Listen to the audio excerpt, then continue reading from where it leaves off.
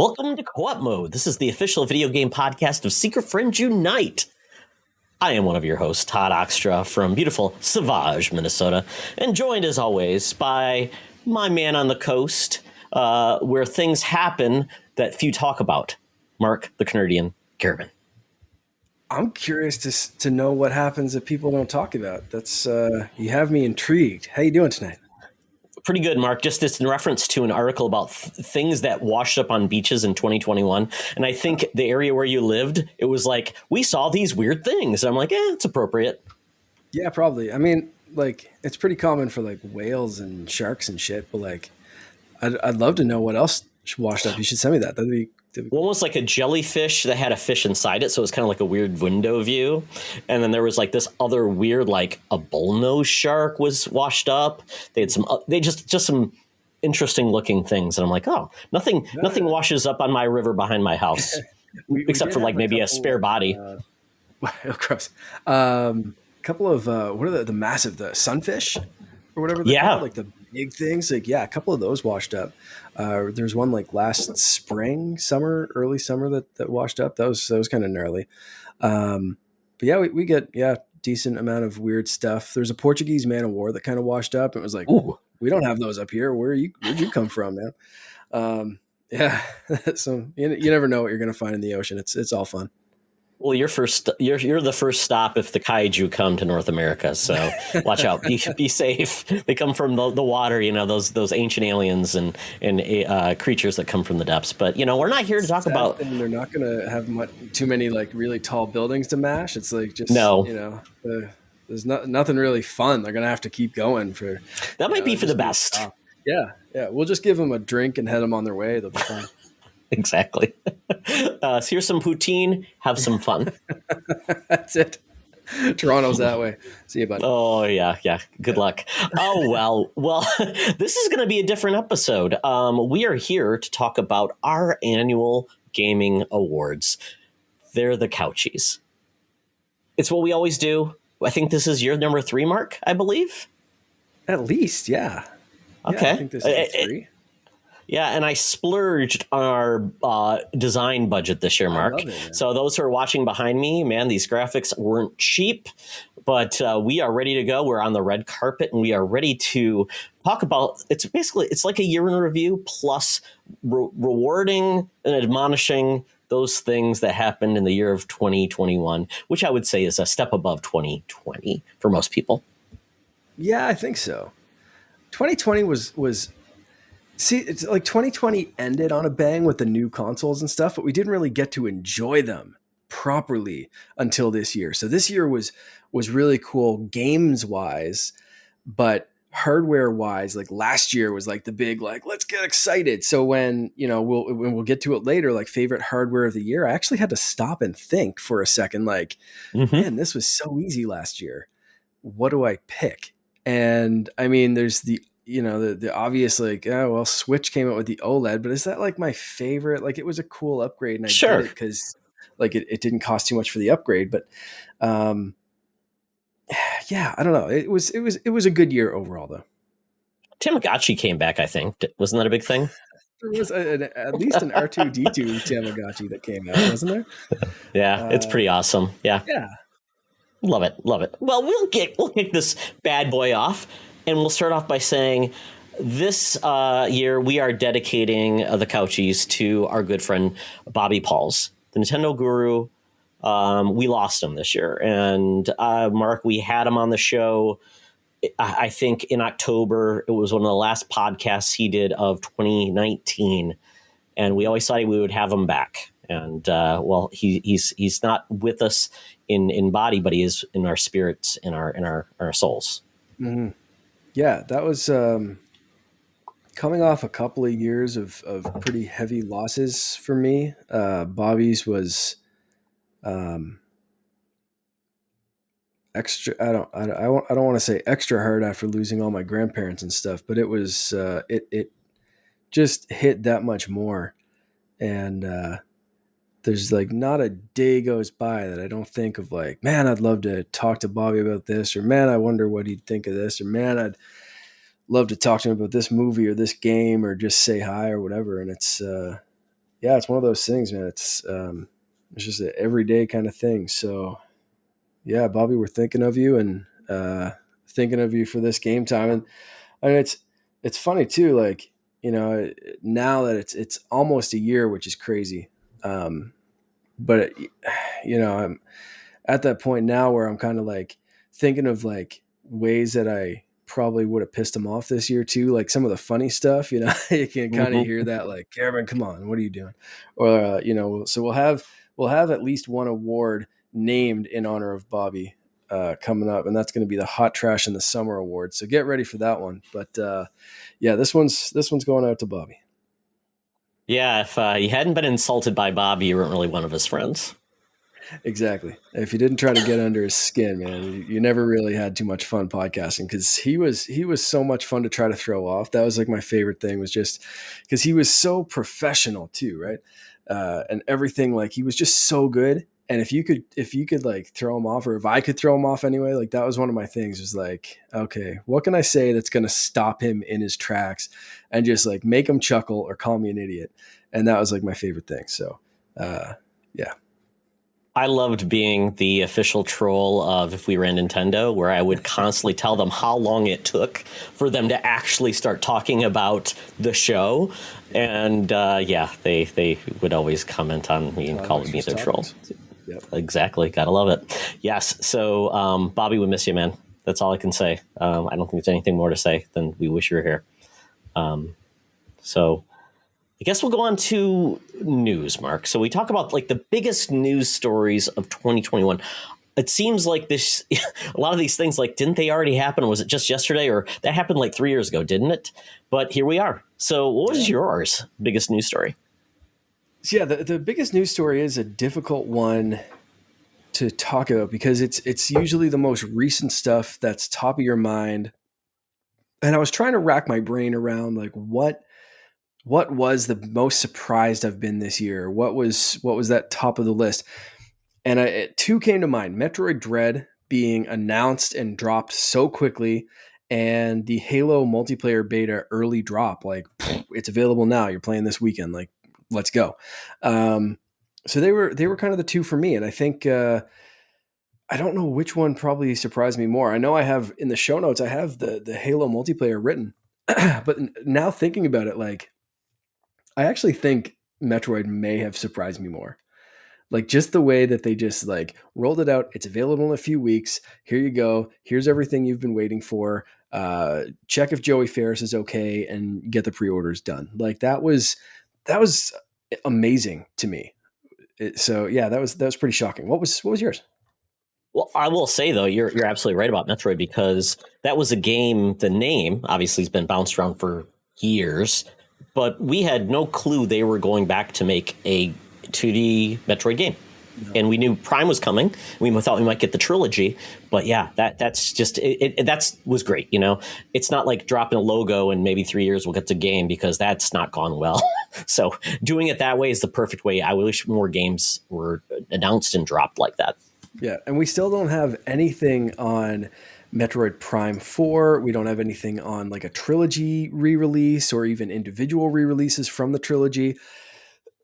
And there have been so many rumors about those, that for this to go completely unrumored, I'll make up a word right now because I don't know how else, but like completely under the radar, everyone's expecting, oh, we're going to hear about Metroid Prime. We saw the logo. It's been this many 1,000 days since we saw the logo. We got to see something.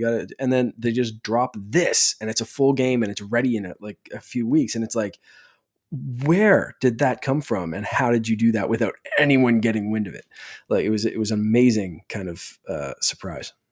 Yeah, please do more of that in 2022. We'd love it.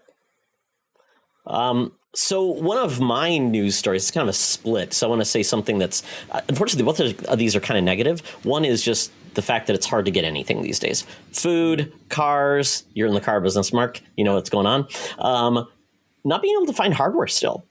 Hardware not being on the shelf. I've yet to see in the wild a Series X or a PS5. I have seen Series S's in the wild, but that's it. OLEDs, I haven't seen an OLED in the wild, and it's just still disheartening. I mean, I remember when I was acquiring PS5s, And I even acquired a Series X that I ended up not needing, so I ended up canceling the pre-order for people.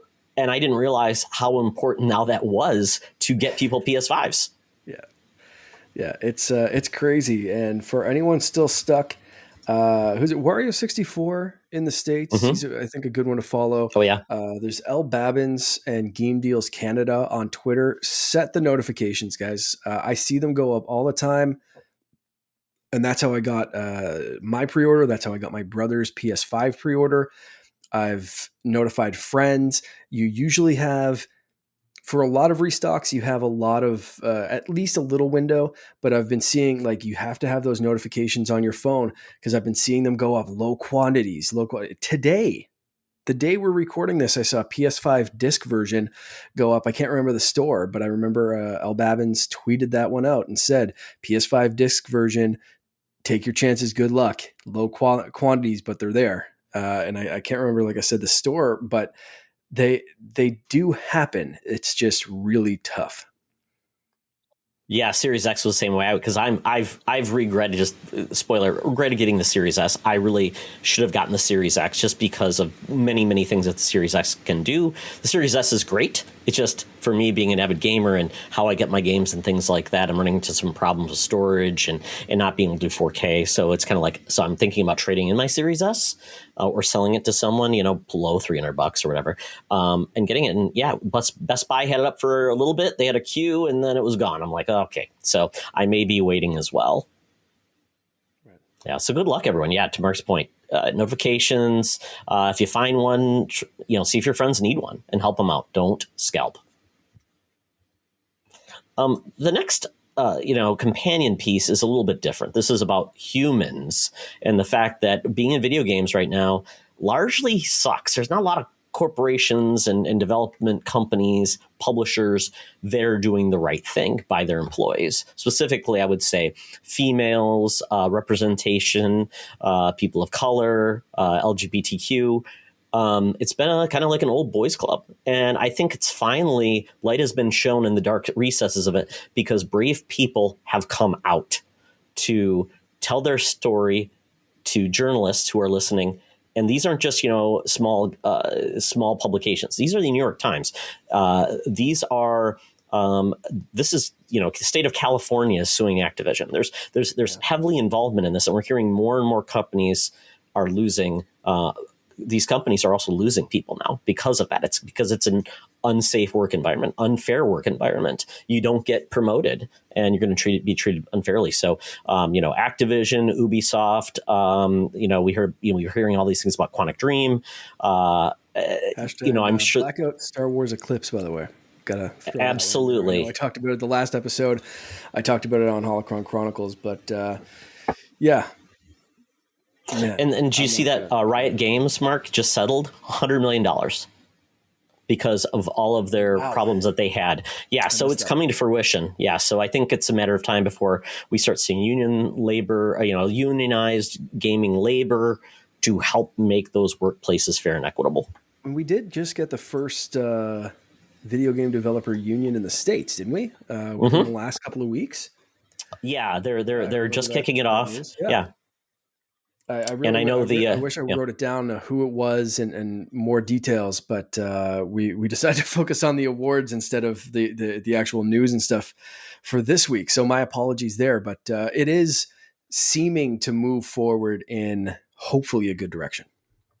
Absolutely. And by all means, if you want to speak up and support those, do the best you can by calling them out, calling out your representatives if they have a say in how those companies are ran, especially if they get subsidies, things like that, taking those away from those companies and letting the boards know, firing leadership and hiring the right leadership, best thing you can do. Yep. All right. So, Mark, we get into some more fun categories. So the first fun category, I would say, is favorite hardware. This isn't necessarily, a new system or something that came out. Just gaming is a lot of hardware. It's accessories, all the fun things that make you smile when you buy something that's not $300 or $500. So what was it for you? So I kind of spoiled this one earlier. I said the Switch OLED comes to mind, and I really enjoy the Switch OLED. It's not... it's not a Switch Pro, right? It's not new on the inside. Yes, it's shiny and new on the outside, but I play a lot of Switch docked. So it's, like today I was playing Ollie Ollie, was it Ollie Ollie World, which is Ollie Ollie 1 Mm-hmm. and 2 combined. I love those games. I've played them before, but playing them on Switch on the OLED was great today. It was really fun, and I put about an hour into that earlier today. So I love the Switch OLED. It's fun. It's a nice little mid-step refresh for the Switch. But I have to go with, I think, Microsoft Xbox Design Lab controllers. I was waiting on these. I was this close to getting an Xbox One Design Lab controller, and I kept going back to it and redesigning and being like, "Oh man, I want this. I want this." And we had so much fun with our contest. We we just it was so much fun with the design lab, and they're still changing it. They've had rubberized grips now, so I kind of want to order another one, which is ridiculous because I still love my first one. But design lab controllers, man, they're so much fun. They're so personalized, and for me, the Xbox Series controller is probably the best controller on the market, like standard control. I'm not talking like the super $300 pro expert controllers. As far as standard controllers or like cheaper third parties or anything like that, no one makes anything for me that can touch the series controller. So you throw some fun customization on that, and Xbox Design Lab just can't be beat.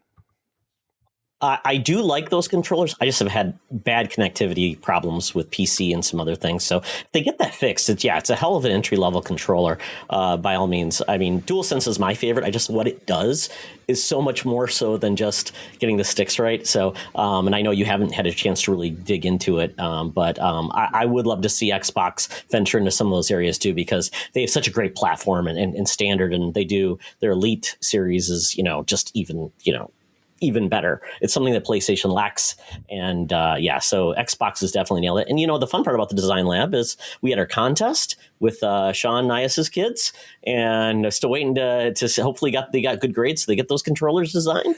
And I think I keep hinting at this, but in 2022 I think we'll have something to offer our community from the Design Lab. Yeah. What about you? What was your favorite hardware? So the thing that I got that I was really excited about was I've done cloud gaming through Xbox with a clip. I've done a few other different things, but I'm like, it's clunky. Don't always have a controller. It really made me mad when I was on vacation and I took it with me, and the batteries I brought were bad. And I was at my aunt's, so I'm not going to bother her for batteries. So I essentially couldn't use a controller. So I was so mad. But so I'm like, you know what? I've heard some really good things about the backbone, about other things, Razer Kishi. Well, now that I'm back in Android land, I invested in a Razer Kishi, which there's one for iOS as well. But Backbone is truly for iOS. And man, the Razer Kishi is awesome. It connects by USB-C, so there's no wireless connection you have to worry about. Just connects in directly. Has a port so you can still charge, which is nice. And it does have a pass through for if you've got a wired headset, but nobody has wired headsets anymore. So it's great. It's awesome. Mark has really cool. It's almost like I wish the Switch had, they opted for larger, because it's essentially Joy-Cons that just stretch and add on. So it's something that the Switch could definitely do, which is just add bigger sticks, bigger things that are more form factors that I've wanted. So, but it's awesome and it worked great. I was playing Forza Horizon 5 on the cloud, and it ran great and it controlled great. And I'm like, this is great. And I think I got it for $45. So if you really want to, have something, and it's compact, it's super small. Once again, you don't have to worry about charging it. So it's even better. So you could toss it in your backpack, Mark, for yourself, take it to work, really you'd be good to go. Yeah. So, I'd recommend you guys look into that if you're really interested in cloud gaming, because it's actually a lot of fun. Or just gaming at your bed, at night, and you don't want to have to worry about taking a controller up to your room. And that's speaking of that, that's exactly why I went with Ollie Ollie today, is because I didn't want to get the clip out. I didn't want to attach it to the Xbox controller. There was some stuff that I wanted to play on Xbox, but we were watching TV at the time, and I was like, well, I have to play something handheld so I can cloud stream or I can grab my Switch. it ended up being the Switch just because, like you said, it's clunky. But if I had Yep. a backbone or a Kishi, then that would solve that problem. So I might look into that. That might be a thing in 2021. Yeah, and the other thing is, people are probably so tired of hearing my journey against the Joy-Cons and my Pro-Cons, but I found a set that's really fantastic. It's called the Binbach. They have a weird name. These are from China. They're not really descriptive, but these are basically Pro-Cons. They do everything but the Joy-Cons do, except for NFC. Everything else, they're wireless, so they work independently. I know, I was so mad because specifically, well, and I would say normally it's not a big deal, but when you're playing Metroid Dread, and you need those stupid power-ups and shit because you're dying. Oh, it was so mad. I'm like, so I got to go back to the Joy-Cons, or I have to go docked and use the Pro Controller, which I love the Pro Controller by all means. Although mine stopped syncing because the little button broke on the inside, which makes me really? Yeah. So I have to wirelessly. I have to wired connect it first, unplug it, and then do that. So yeah. So that was not. Yeah, it was a pain, but still. But yeah, I love these, and they're like $45 for the pair. They have cool LED settings. They have big sticks and triggers and buttons. So and they have a D-pad too. So really cool. So it's really. I enjoyed my OLED with it a lot more than just with the Joy-Cons. So that was a thing I really enjoyed. So if you struggle with the Joy-Cons just because of ergonomics, I definitely recommend something like this. I'm seeing more of these, not necessarily that. Sure. I think it's Hori has a set out, and they're different designs. With the SwitchPad Pro, yeah, there's Split Pad Pro. Sorry, Split Pad Pro. Yeah, that's I think it. So there's I'm seeing them everywhere. Like they're more common now. Like just walking into like there's a local place that I really enjoy that sells like records and Funko Pops and like some weird video game stuff, and they have those now, and like Walmart and like just everywhere, just like has like extra Procon. So it's cool to see them out in more places, and like people, it's kind of becoming an industry of like, this is a demand, this is a need. So here you go. So you're not the only one, I think, that's feeling that frustrated with Joy-Cons. 5 years in, Mark, we thought they were going to do all these things with the Joy-Cons, and it's like they're just like, no, we sell a different shade of red. Here you go. Exactly. We sell 1 billion of these things. Who cares? And we haven't even fixed what's wrong with them. No, you'll get your different shade of red, and you'll like it. Exactly. Yeah. Hopefully on the Joy-Con, eat it up, sucker. You may not get it back if it breaks. Oops. Oh, well. Then another category I added this year because I thought it would be fun to talk about, not just the new games, but games that you're like, I really want to get back to it, or someone recommended it to me and I want to recognize it. So old games you finally beat in 2021. So Mark, you and I shared one game. Yeah. So old games we finally beat. I'll start off with the one I don't think we shared. That's the Spyro trilogy. So I think I talked about it on the show. My kid got really into Skylanders Academy on Netflix, and he really liked. Oh. In fact, the theme song from Skylanders Academy, I believe, if I can kind of vamp for a second, I believe it is like number 3 on my most played track. No, sorry, number 2 on my most played track on Apple Music for the year. Fancy. So Harmony by Timbaland. Number 1 is actually Old Man Emu by the Wiggles. And number 3 is the Bluey theme song. So Dad Life. Yeah, Dad Life. Thankfully, Simple Things by Teddy Swims, a real adult song by a person that is good, is number 4. So there we go. That's when we get into, and then the rest are all like kid songs. No, I'm just joking, but there are such a ridiculous amount of kid songs. Anyway, he got really into Spyro Skylanders Academy. So I decided, like, I played some Skylanders. I forget which one. I bought that like secondhand and was like, here, look at this. And he didn't have a huge interest in that one, but he loved watching me play the Spyro trilogy. So it was a game that like I had for a bit, never got like super into, but this year I played the hell out of it, and he kind of watched a bit. And even when he wasn't watching, I found myself playing this one. So it was a really good game to go back to and really see what was special about these games that I kind of, for the most part, missed. That's a great remaster. I mean, the cutscenes, beautiful. That had no right to be that good looking and that cleaned up. Yeah, yeah, really, really solid. There were some things that you could tell it was like, well, they don't make games like this for a reason. They don't make, this mechanic isn't in new games for a very good reason. But for the most part, yeah, it was a really, really solid remaster. What about you? What were the games that we didn't have crossed over? And then we'll get to that last one. Sure, yeah. A game that I never know how to pronounce it. It's either Gree or Gris or Grease. It's an independent game. Came out in like 2018, I believe. All at once. I absolutely have to say them 3 times or it doesn't count. This was a game that I had been interested in trying out because it looked so beautiful. And it's a very touching game, very limited in mechanics. You have basically jumping. It's a platformer with some abilities you get later on in the game that just are very much about solving these puzzles and having a story that is essentially without any words spoken. It's through music, feel, and composition of the world. Very similar to Journey. There's other games like that. I think, that game company makes a lot of those just feel games, as I guess you call them, the feels. Mm-hmm. And this game just really, and I couldn't stop playing it. I'm like, I played it in one setting, and I never do that with a game. Even if it's like 3 hours, I'm never just going to sit. And I did, and it's a beautiful game. I think it's on Switch. I think I played on PC, but it's a wonderful game. It's beautiful and just very compelling from just the way they do narrative, like I said, without a spoken word. So I'm glad I finalized it. Yeah, finalized it.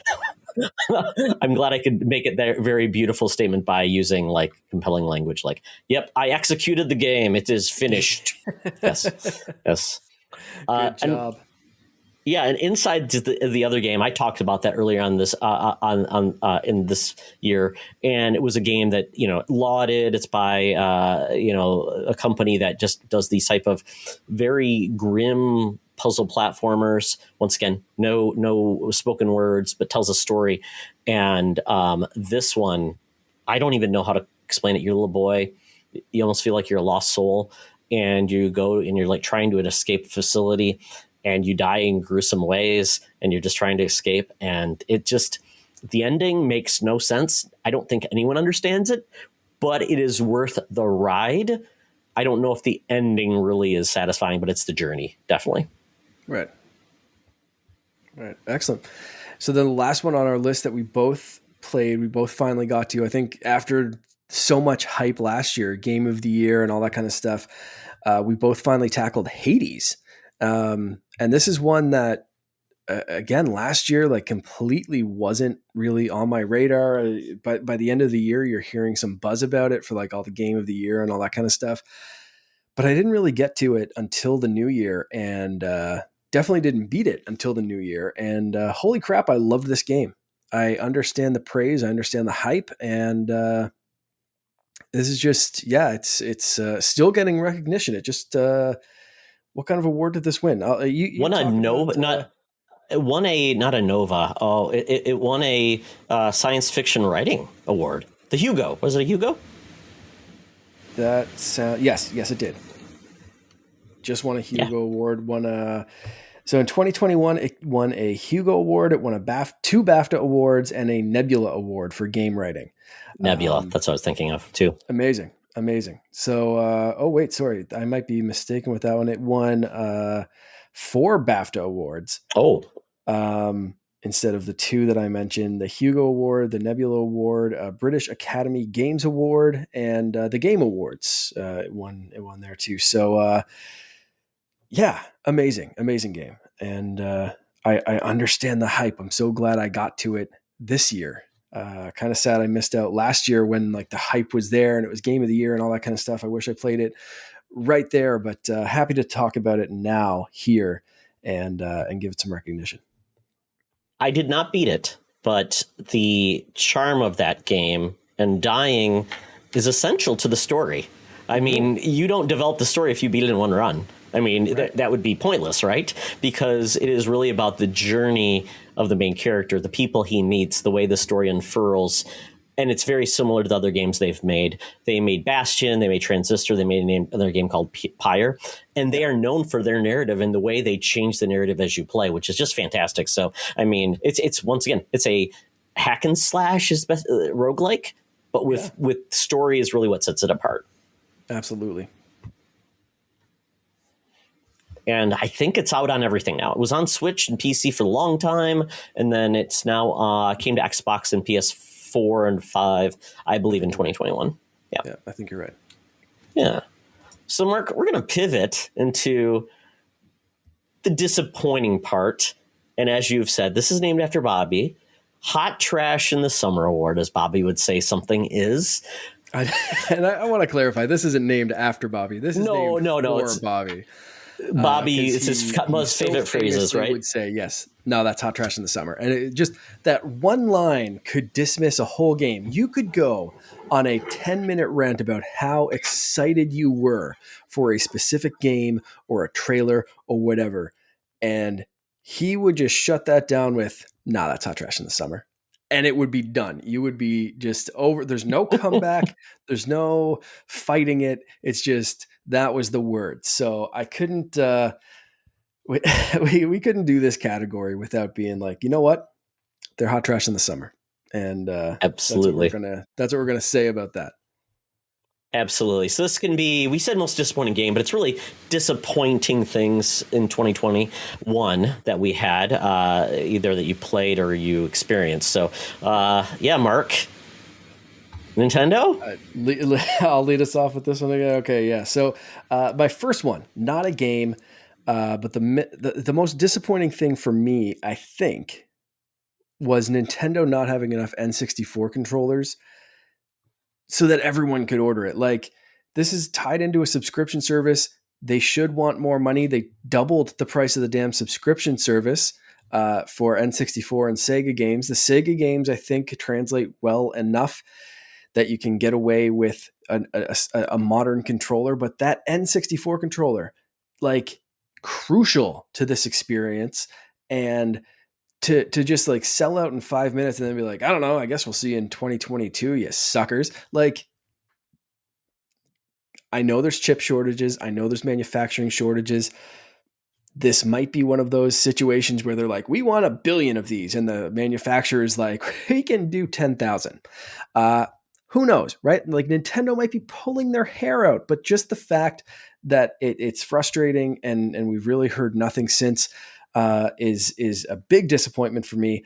So there's that. And then, ongoing hardware issues across the industry. So it's not just N64 controllers. I know that's a very trivial, like, first world problem type of thing. But like, if you've wanted a PS5 or an Xbox and you just can't get one, that sucks. I understand. It sucks. It really does. However, like you said, we were also, so when I was picking these things, I wasn't sure if we meant like just game or like game related things. So I do have a couple of games. So I'm going to say Biomutant and Skatebird. Biomutant, because it had such a badass trailer and a lot of hype behind it, and then just kind of fell flat on launch. I'm still hoping they pick that up. I'm hoping that's like a cool comeback story of 2022. We'll see.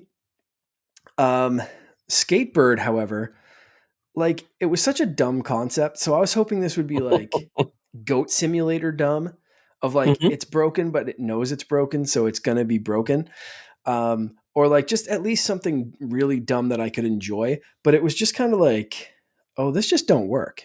Like, just like cook the egg a little bit more and then it'll be okay. But like, this is just like, nah, just shut her down. So I'm glad that was a Game Pass and I didn't waste $1 or anything on that one. So there we go. That's my Skatebird, hot trash in the summer. Mark, all I can remember about Biomutant is, and I was once again disappointed with that game too, the tone, the weird things, and with that one mutant that sounded like Elvis. So many weird that summed up the game part. Yeah. Hopefully they come back, either fixing that game or their next game is more developed and more cohesive is the best way to put it. Yeah. Yeah. What Yeah, about you? for me, it's a kind of a mixed bag because I'm really enjoying Halo Infinite, but it's been a hot mess and nightmare on PC in regards to the port. And I don't know, maybe it's because they focused truly on the console version and the PC port was secondary. They have a lot of things going on. They've struggled with so many different areas, but I have a really nice gaming PC and the game looks like trash. And I tried everything and it ran like trash. I took some video of it. I'm like, this is horrible. I'm spending way too much time trying to get this right. And then like all the optimized settings are everything's at low quality. I'm like, come on. So, and it looks so much better on Series S. So I'm like, it's frustrating. So that was just me just getting frustrated because I thought, oh, I'll just play on PC. It's cloud saves and I go back and forth and play. So I'm now, on the Series S. That can run on the Xbox One. Right? Exactly. Like it's not like it's, yes, it looks great on the Series X and it runs well on Series S, but like this is also something that should run on a day one Xbox One. So you'd think PC settings, you should be able to be like, yeah, I can pull this off. Like that is frustrating. That is 100% hot trash in the summer.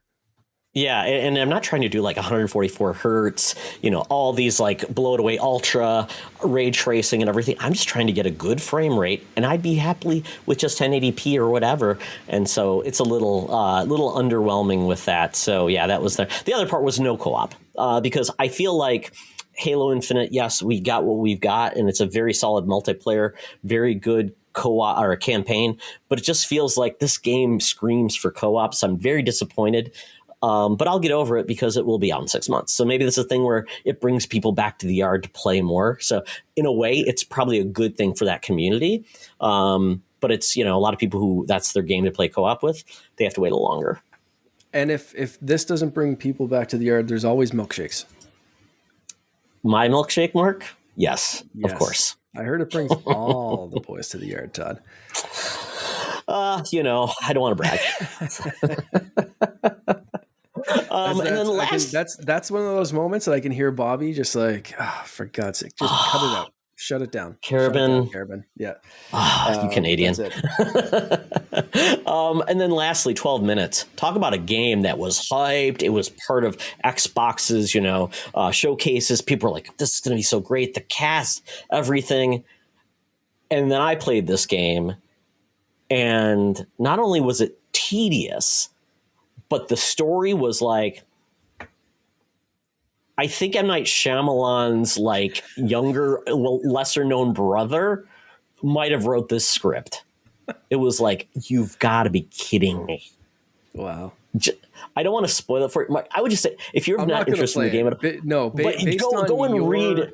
Yeah. Review and reaction alone, I skipped playing this game because I knew it was going to be hot trash in the summer based on everything you had said about it when you played it. So it is no surprise to me to see it on this list, and you can spoil whatever you want. But if you don't want to, for listeners... No, I'm just telling everyone who doesn't want to play this or never will, just read like the ending of the game, because even if you read the ending of the game and not played it, it'll make as much sense as when I played the whole game and I got to the end, I'm like, what?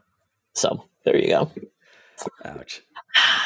Yes. So let's move on to something more positive, most surprising. So we're going from disappointment to surprise, as we like surprise parties, unless it's a surprise. I'm pregnant and you weren't planning that. So not that I'm pregnant or you're pregnant. Yeah. Thank goodness, I know. Yeah. Long distance. Yeah. It's hard. Yeah. I don't know if we can make that work. All right. So, I already mentioned, so again, when I was writing these show notes, I wasn't sure like the most surprising thing. Surprise announcement, I already said Metroid Dread was probably the most surprising one. But since I already gave that one earlier, I'm going to say Guardians of the Galaxy or maybe Riders Republic, in the sense that I was very surprised that both of those games were good, or at least as good as they were. Riders Republic was one that I was hyped for when I saw the trailer, but it got pushed back and I was like, they're trying a whole lot with this game. Is this going to be a jack of all trades, master of none? But like also not really good at anything. Like like that guy that you call is like, I can fix that. And he ends up breaking more shit than he actually tries to fix. Like that guy, I thought this game was going to be that guy, but this game was awesome. And Guardians of the Galaxy after Avengers, I was like, oh, dude, like maybe fix Avengers before you bite off another Marvel franchise. Like, what are you doing? Slow down, like pump the brakes a little, fix that game. And they came out swinging. And Guardians, although I haven't played enough of it to feel like the whole effect, like from what I played was fantastic. From what you've talked about, it is phenomenal. And it's on a lot of like game of the year lists, or at least talked about. And it's just one of those games that like, it's solid. Like why? But it also makes you wonder, like, why? How did they mess up Avengers so much, and then this game is so darn good, and like the Spider-Man games, so darn good. Like, I want the Xbox. What was it, Power On? Like that series, which was phenomenal, by the way. I don't know if we talked about that yet, but like a little bit, I think we did. Yeah, crap, that could go in here. Like the biggest surprise, like how honest Microsoft was in that little documentary. But anyway, yeah. So there are some surprising things. But and if you haven't watched it's Power On, right? Power On. Xbox, yep, 6 parts. Yeah. Yep, 6-part series. Go watch it. YouTube. It's on the Xbox. It's on the Roku channel too, as well. Okay, yeah. So if you've Roku and the Roku channel, it's great series. Another big surprise. Yeah. And Mark, I will just link on with Guardians of the Galaxy, and I'll talk more about Guardians of the Galaxy later in the show. But once again, to your point, this game came out at E3. Nobody was hyped about it. They didn't like the way the characters looked. And I was intrigued, but I still had my doubts, to your point. Avengers, are they going to be able to nail it? Something feels a little bit off about this game, and nobody was excited about shooting blobs as they showed, or the cubes and all that. I'm like, what are you doing? Show us fighting some cool characters. Yeah. So but what the game did was deliver on so many cool levels that I just was. I love that every year it seems like there's one game that just comes out of nowhere, and it's like, wow, that's an awesome game. Thank goodness. Because it's always so exciting. I would hate to constantly be disappointed, more 12 minutes. Well, I mean, and that's one of the things with game development is it takes so long, and so many developers or publishers show off their games too early. So we know about a game for 5 years or something, and it's like, it could be the best thing ever when it comes out, but it's not a surprise. We've seen 6,000 trailers and a bunch of screen stills and this and that and everything else. And we've heard about demos and all this kind of stuff. And it comes out and it's like, okay, well, it's no surprise what this game was, because you can kind of see it right there for like the last 4 or 5 years. So when something is like announced and comes out and it's good, and it's like, what? Especially from a studio that buggered the last one. It's like, that's the best kind of surprise. Absolutely. It's really good to have that upward stream. And more good things to be spoke about this game later on. But really just VR, it's been a tough year for me with VR. I had surgery on my shoulder at the end of last year, so I didn't get to play as much, and finally recovered. And so I finally dipped back into VR. And Pistol Whip is a game that just surprised me, because I'm once again not into VR that often, but a game like this just made me feel like this is what VR is all about, being part of the game. This game felt like you felt like a badass. I mean, you just felt like you're moving and to music, like you had a soundtrack. You're like a spy, and you're just shooting, and you're ducking, and you're moving, and you're figuring out where we're at, and you kind of do it to the beat, and it just feels so immersive. And yes, by the end of it, my calves and my thighs were really bad off, but it was worth it. And I was sweating, and I'm like, oh, this is so awesome. This is what VR can do. And I hope there's more experiences like this. And while I was disappointed that the Quest 2 came out, and so there's games coming out now for the Quest 2 that I can't play in the Quest 1, it's still awesome to have this experience, and it's still pretty damn good. So, and I really want to do more Quest VR in 2022, because I want to finish Fate or Immortal and some others, but this brought me back into the loop and saying, yep, this is what VR can promise. There have been so many times that I wanted to order a Quest 2, especially in the last couple of months. And if they had have gone on sale, I haven't seen them on sale anywhere. If they had have gone on sale for like Boxing Day, Black Friday, anywhere, I think I'd have one right now and just be like, whatever, just deal with it. And I probably wouldn't have the Mando helmet that I'm looking at over there. Yeah. Anyway, so that I'm so like this close to just ordering a Quest 2. And every time I do, I have to go and look at like someone running into a wall or breaking a TV or those kind of like VR bloopers to talk myself out of it temporarily. And there's two reasons for that. One, just because like, you know, they're expensive and, you know, life. But also, to your point, is the Quest 2 has been out for a little bit. Facebook is obviously putting a lot into VR and the metaverse and all this kind of stuff. So it's like, the Quest 3 has to be on the horizon, which is going to mean two things: either a price drop for the Quest 2 or, you know, the Quest 3 will be an upgrade worthy of dropping, you know, probably the same amount of money for the newer hardware or whatever. So I'm trying to hold off. I think 2022 might be the year that I jump into VR, but we'll see if I can hold myself back long enough for the Quest 3 or something, or if one of these weekends I'm just bored and I have a credit card and I'm just like, yep, here you go, pop, let's go. Like I did with shoes today. I was like, I saw a Boxing Day, Boxing Week sale for shoes, and I was like, yeah, I like those. Let's do this. Shopping's so easy when you're bored and like just like, yep.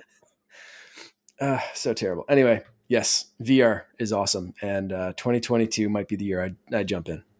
Yeah, especially with supposedly we're going to get PS VR 2. Right. So maybe some competition there, raising the bar, maybe with a 4K screen. Oculus would make sense for them to raise their bar as well. Yeah, so more to come in that arena, and yeah, I cannot wait to see where they go with that. So now, Mark, we're getting to our favorite gaming moment, you know, because we talk about games, but you know, what were those cool things you did that made the year awesome? Yeah. So for me, there's a couple. Overall, I think I have to give this one to starting to stream with my wife. This is a fairly new thing. Again, it's top of mind, but it makes me happy. It's fun, man. And she loves it. She was talking today because we haven't had a ton of time over the holidays to like just sit down and stream. And like I was talking to you before the show started, and we pushed back the recording of the show, a little behind the scenes info for everyone. But Finn's going through a fun little sleep regression thing that is apparently very common at 18 months. And he just straight up doesn't want to sleep anymore. And we've had like 18, almost 19 months of him like being a really good sleeper. So those kind of things combined with the holidays means that we haven't really streamed it a bit. But man, it's fun. And I just love how much she loves it. It's just great. And it doesn't matter to me what we're streaming. Like I'd love to stream Fortnite, but I haven't yet, because anytime that we're free to stream, it's like, let's do like Mario Party, or let's do 3D World, or whatever, like Mario Kart. And we're talking about like, even like in the new year and like the next couple of weeks, like what are our plans? What can we do? So it's just a lot of fun that way. And I really love that she's into it, because it's one of those things that we both like gaming, and but the content creation side is something I haven't really been able to get her into, and I've never really pushed her to do. But this is one that she brought up to me of like, let's try that together. And it's making me very happy. Mark, I will say on the streaming front, Chris, Johns, and myself, Chris from 1H, 1D, we played It Takes Two together, and we had a phenomenal time. Yeah. It is wonderful. I mean, talk about a game, and I didn't put it, it's not really on my list because I was going to talk about it, but we're not talking about weekend. But I would say that is a phenomenal game for you two, because it is such a cool, fun experience. It's about a husband and a wife. So you're actually playing a husband and wife. It's goofy, and the games are so good. So I think you guys would love it. It is on our list. I know you had recommended it, and one of her friends actually tuned into one of our streams, and she recommended it as well, and was texting Loren afterwards, like, "You guys have to play this game. It's on Game Pass. I know Mark has Game Pass, so get it, set it up, and go." So, and luckily, my capture card does do 4K HDR pass through, so the Xbox Series X won't lose any fidelity on our TV as it also streams. So it's going to be a fun game to play. So we will 100%. I can say that we'll be getting to that one soon. As far as like gaming moments, again, I'm going to pick one that's kind of top of mind, like in a game event, and that has to be Fortnite, because this is the only time during this show I'm going to bring up Fortnite. But Fortnite, the Chapter 2 big season chapter finale was phenomenal. They did some great stuff this year. They had like the Hunters crossover, which featured like Rick Sanchez and the Mandalorian. They did the big Marvel, like more Marvel skins and stuff. They had some great DC skins with like the Flash, Wonder Woman finally getting a skin. They've just been upping the game consistently. A few different like concerts, like big events like the Ariana Grande and BTS and stuff like that. But the epic cinematic and the chapter finale featuring The Rock and like evolving the story of Fortnite and all this kind of stuff was another one of those events that like only Fortnite does, and no one else is even coming close. So as far as like gaming moments, that was so awesome. I was able to do that and stream it. That's like the one time I actually streamed Fortnite, but that was directly from my Series X. So yeah, fun stuff there. Fortnite's always changing and always upping the game. So adding The Rock into that was obviously the next evolution. Mark, how does it feel to be in the metaverse? It feels great. It feels fun. It feels like I got shot in the face. Oh no, never mind. Sorry. Love it. Yes. Yeah, Fortnite. Yep. So for me, one thing I did that was really stood out to me is just really grabbed me and just really said, wow, a game you never thought you'd ever play, an experience you never thought you'd have in a game happened with Hitman 3 this year. It was fantastic. I felt like I was a great detective, like Hercule Poirot, Sherlock Holmes, or Knives Out, trying to solve a crime. And that's what Hitman 3 did in level 2 of the game. You essentially have to show up and you have to shake down this matriarch of this family in this huge mansion. There's going to be a big party. And she's actually covering up her death. And it's just like the wake and the funeral and everything. But she doesn't kind of hide that she's not dead, which I thought was interesting. But it's truly she's part of this big crime organization that's been trying to take out the agent for years. So he's there to actually get dirt on her and from her. And you're going in there, and then essentially you're disguised though as a detective to solve the mystery. Sorry, not the matriarch who's dead. It was her brother. Sorry.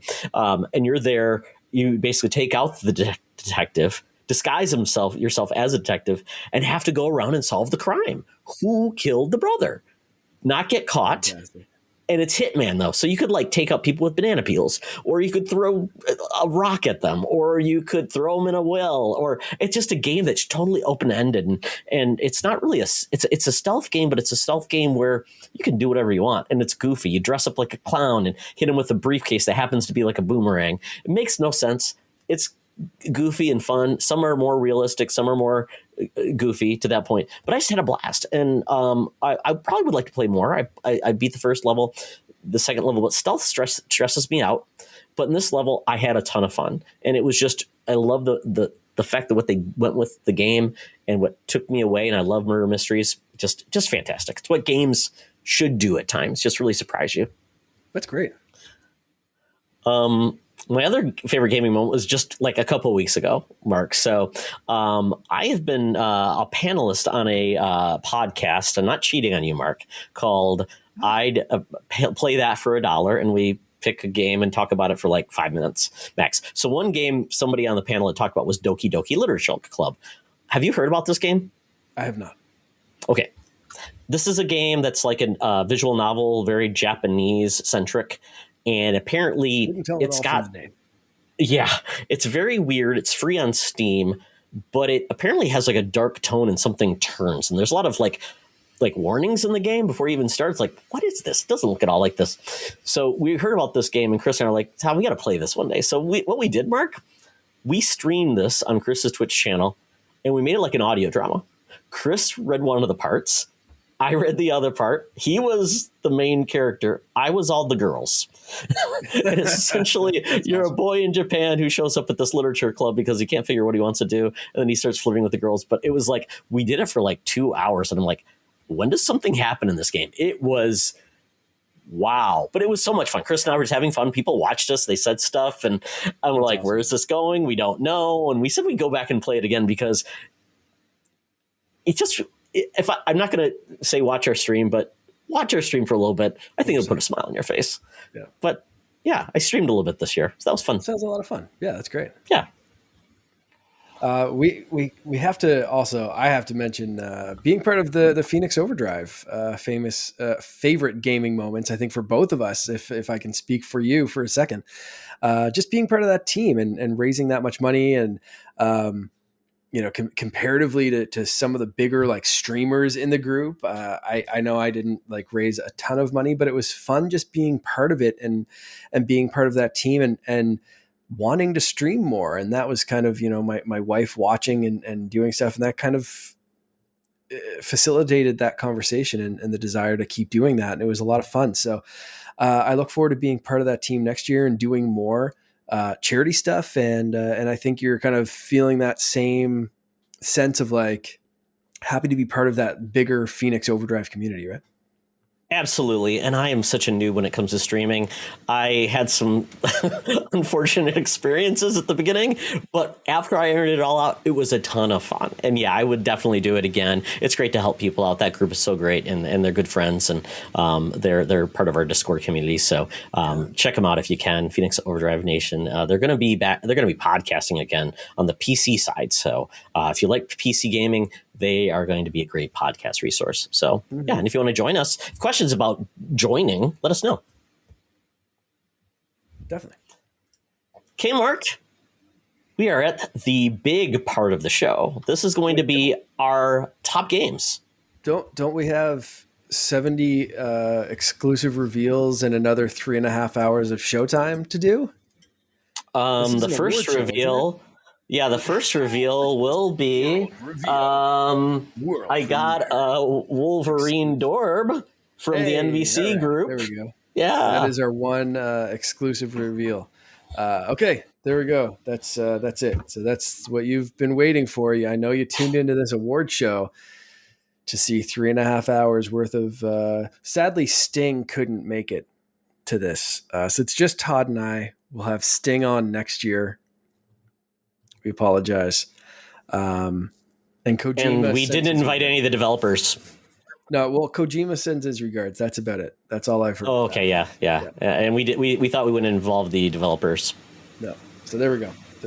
Yes, no, we're on to our game of the year discussion. So, Mark, we're doing things a little different this year because we had to break out our top 10. Now, we're not going to go deep into the top 10, but we had to because we realized normally we'd go top 5. And if the highest ranking game in our top 5s that we had together would be our game of the year, like Phoenix Rising.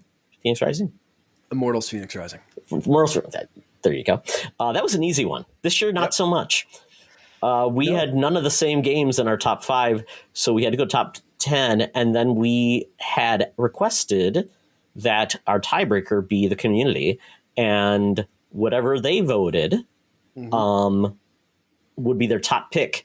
And if that was on our shared list, regardless of where they were at, that would be our game of the year. So before we move on to this, I should have been throwing these in, but we were moving along at a fun pace, and I kind of forgot to look. So my apologies, but I do want to go back for a second and just thank everyone on Twitter and on our Discord for throwing some things out. So I have to say, famous Seamus. His biggest surprise, Metroid Dread and Guardians, kind of agreed with us there. His biggest disappointment, Chris Tales, found the combat dragged on and wasn't as good as I hoped it would be, and Nintendo 64 games on Switch. A lot of criticism there, understandable. Famous Seamus had some other games that we'll get to in a second, but I want to check Twitter because I think there were some disappointed games too on that one. Charlie actually chimed in, and his biggest disappointment was Lego Star Wars getting pushed back. Still MIA. Give me Lego Star Wars FFS. So I thought that was funny. Like the non video game guy still had a disappointing moment. Dan at RetroLogic, who we had on not that long ago, said the biggest disappointment might be the Advance Wars delay. So some delays for sure, but we'll see them in 2022. They're always frustrating though. He said that there's plenty of other stuff going on, so not that big of a deal. El Capitan came to us and said the biggest disappointment, Battlefield 2042, and one that I luckily skipped after I saw how big of a disappointment it was, the GTA Trilogy Remaster.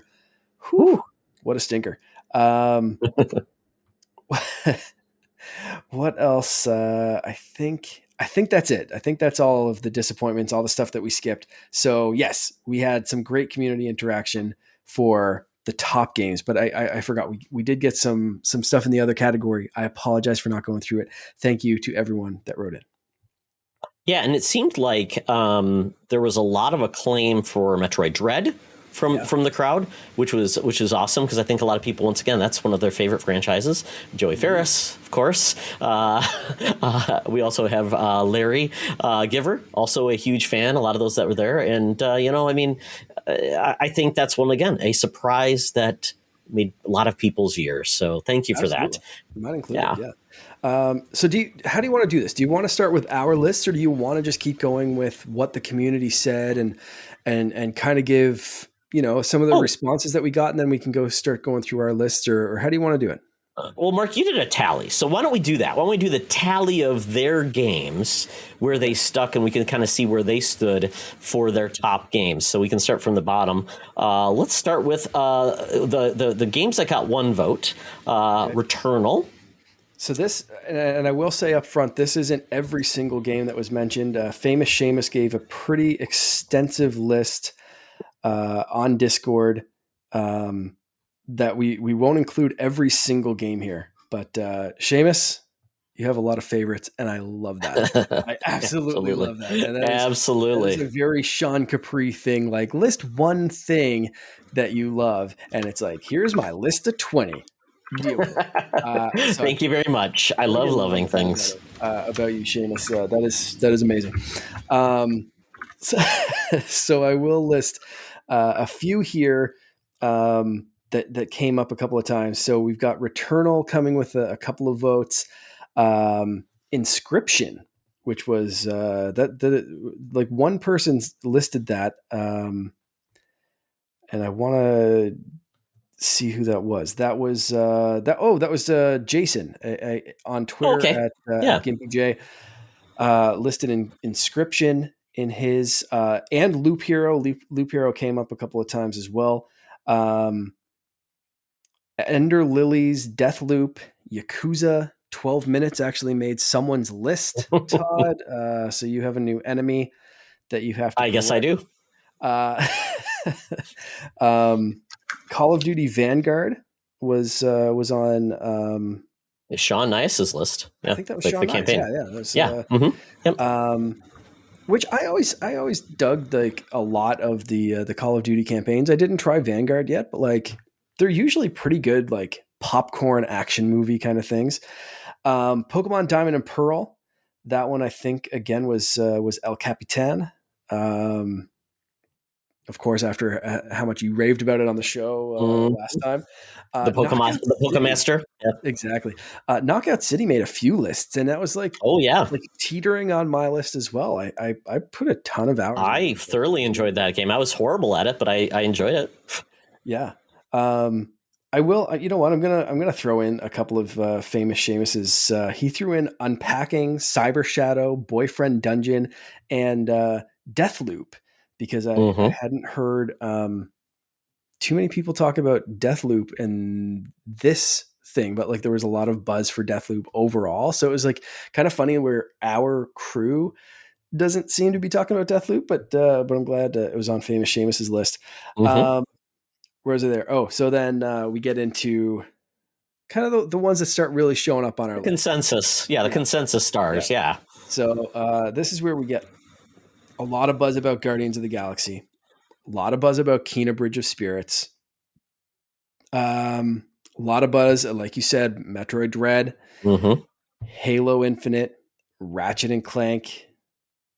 Whole lot of buzz about all those games. Oh yeah. No, it's not on the list, Mark. What's that? Far Cry 6. Far Cry 6 was not on a lot, which is surprising. Yeah. Death's Door, the Winter Gamer, Brendan Myers came through with that as his game of the year. I know that's high on my brother's list as well, and I was watching him play that over the holidays, and I think that's going to be this year's Hades for me. Oh, okay. It's going to be a game that I tackle next year. It is on sale right now, I believe, on Switch and probably other places as well. So I'll probably be picking that one up. But Death's Door was that's Brendan Myers' game of the year.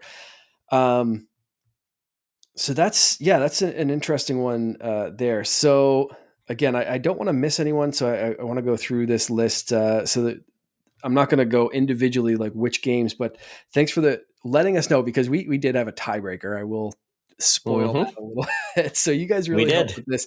So I want to thank the Winter Gamer, Famous Seamus, El Capitan Plays, Sean Nias, aka Jedi Sean. Carly came through. She did say Ratchet and Clank Rift Apart. So again, that was a very highly talked about game. We had Jason, like I said. Charlie even chimed in. Dan, Retrologic. Oh, here you go. One you missed. Chris Johns. Chris Johns. He was the one that liked 12 minutes. So Chris and I, blood feud. Yes. Yeah. But he was disappointed by Back for Blood. Yes, and surprised by 12 minutes. So there you go. You guys have something to talk about next time, not just Doki Doki. It's gonna be uncomfortable. There we go. Yeah. But the rest, like Halo Infinite, but then Yakuza Like a Dragon, Knockout City. So like, I love how all over the place people were, and I love how diverse this year was. So thank you to Chris as well.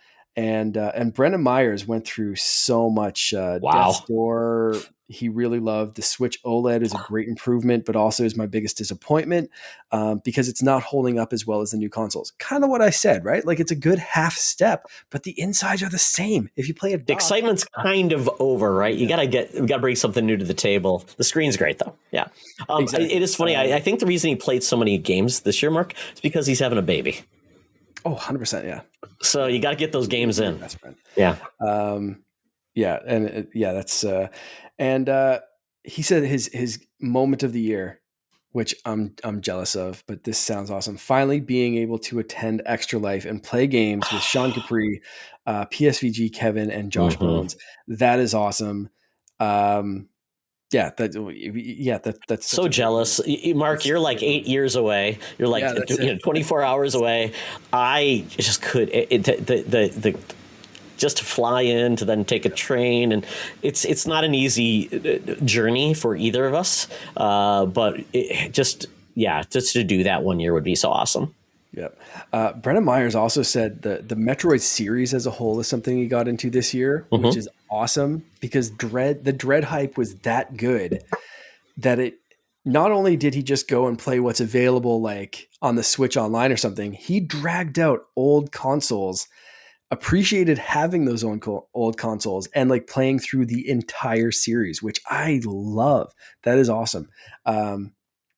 I have the old consoles and I didn't do that. Like that is just like next level hype for Metroid Dread. So with all of that, let's talk about ours. And then, like I said, we may have had a tiebreaker that I'm so thankful that our community really came out swinging today and helped us with.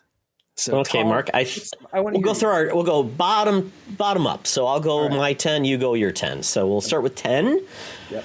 I noticed like nobody talked about this game, but I sure enjoyed it, and that's Far Cry 6. I mean, how else are you going to go to a tropical place, make a friend who's an attack alligator, and take on Gus Fring, Moff Gideon?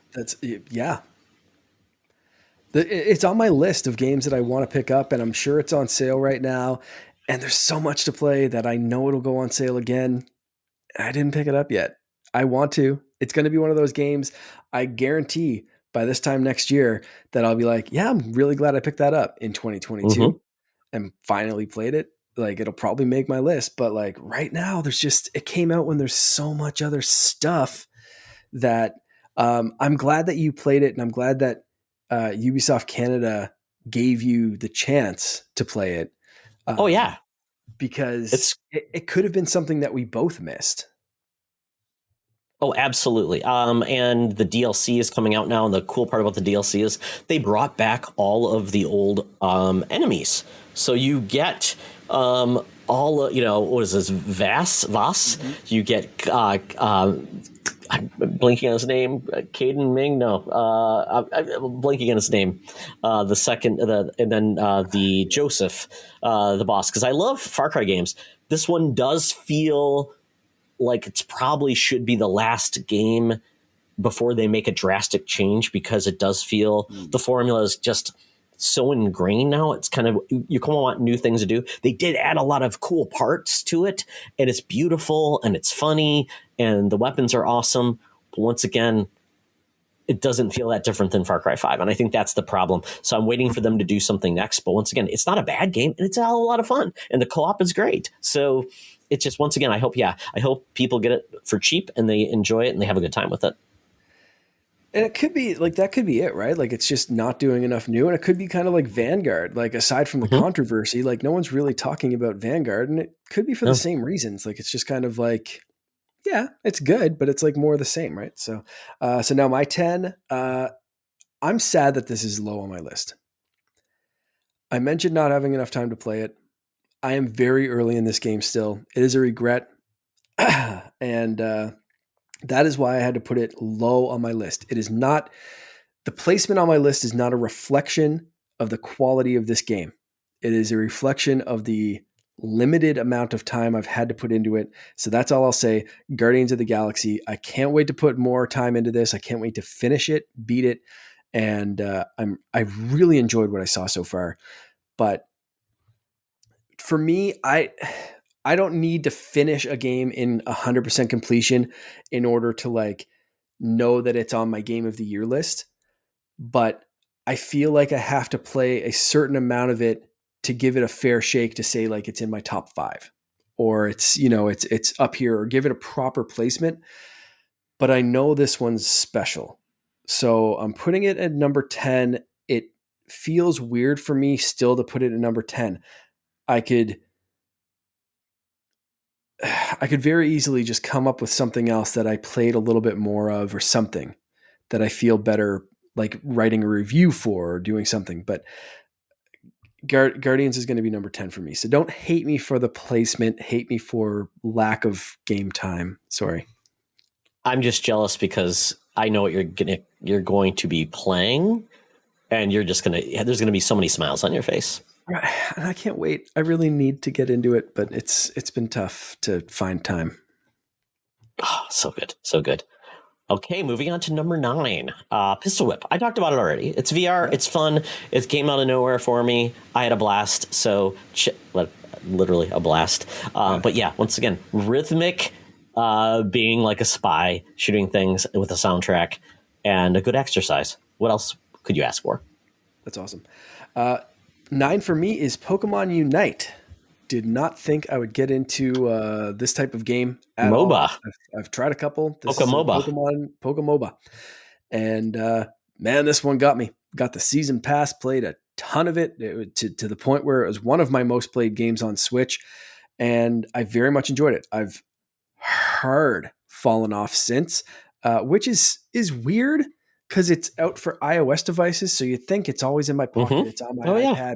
It's on my Switch. This should be a game that I stuck with, but it just, for me, I just kind of fell off, and maybe I'll return, maybe I won't, but I love the time that I had with it. Pokemon Unite in at number 9. Yeah, that's a surprise. Very cool. Extending the franchise, doing crazy things. Can't wait for that Pokemon brushing teeth game. There is one. Yeah. Oh, it came out? Yeah, Oh, I think so. geez. I'm pretty sure that's out. I'm gonna Oh, look that okay. up. Good times. Maybe make Logan play it so we can brush his teeth.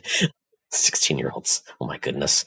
Well, on that note, number 8. This is a game that is part of a game. It is Bowser's Fury. It's essentially the side dish to the main game of Mario 3D World. And that came out on Wii U, shined up a little bit, some improvements, but the big surprise was you're getting essentially a new open world Mario game, which was like, what? And you can be Super Saiyan cats, and it's kind of crazy and wacky.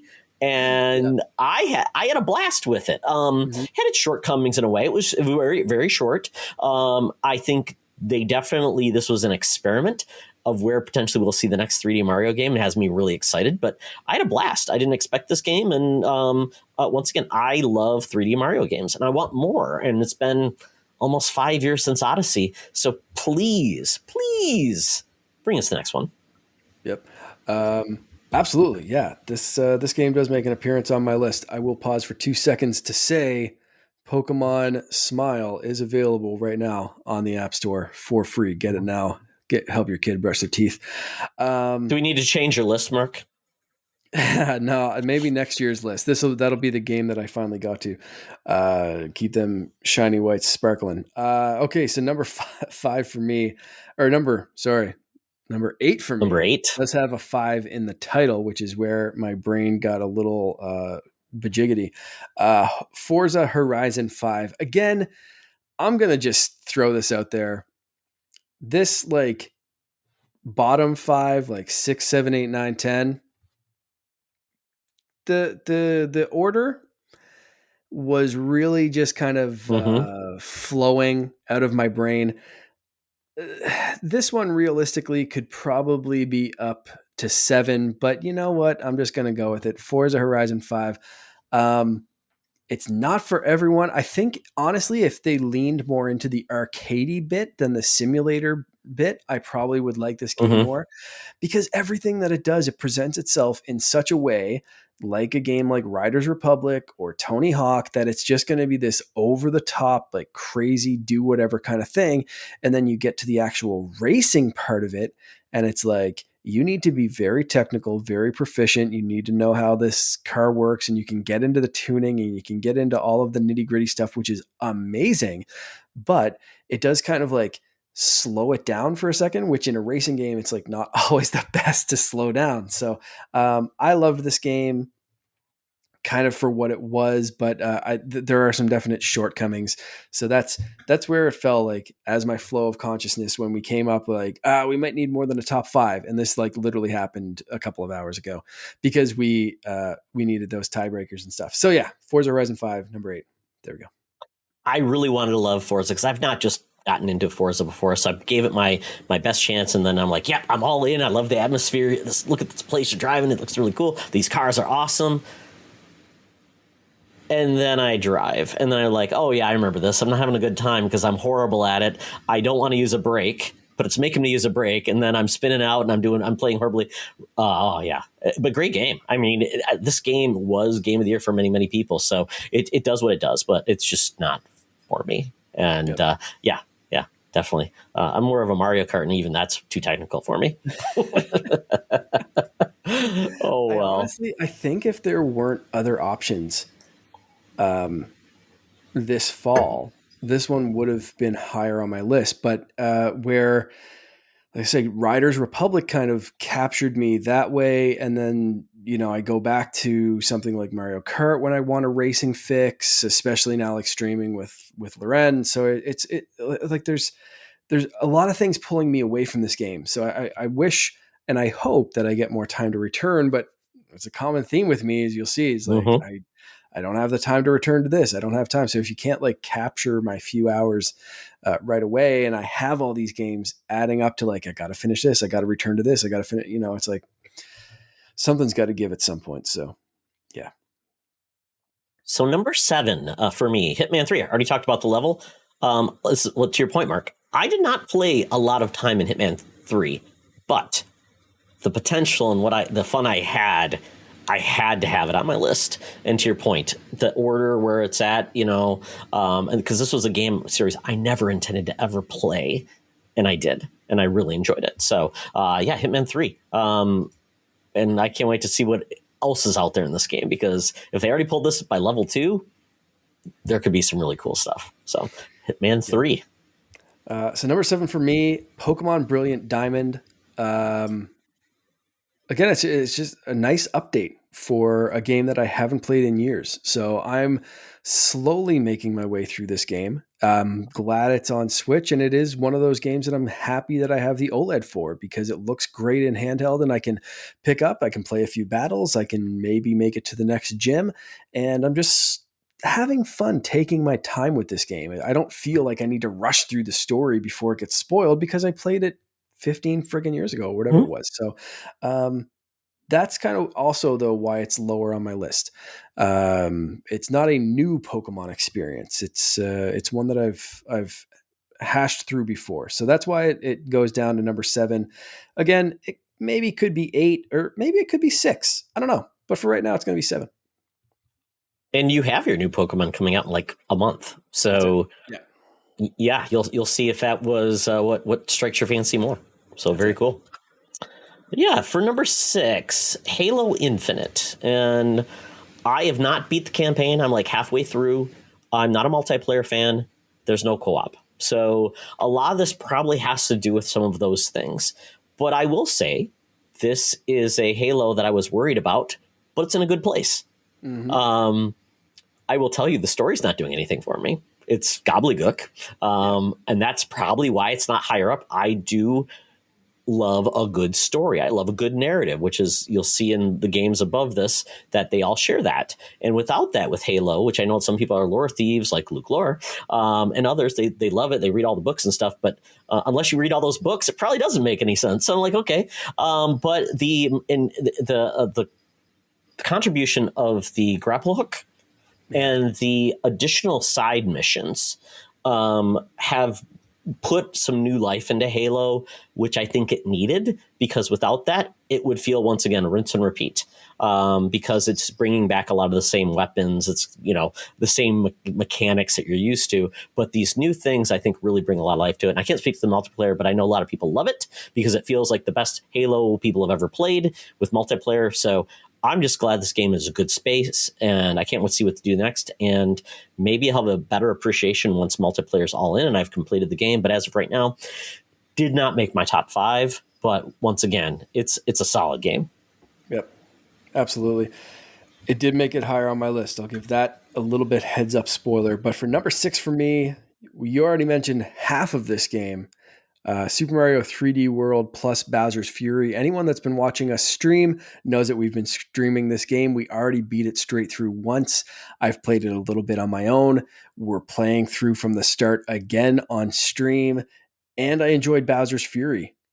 Realistically, I probably could have put this higher on my list, but because I played 3D World on the Wii U, I didn't feel like it was top 5 material this year, but it really could have been. I love this game.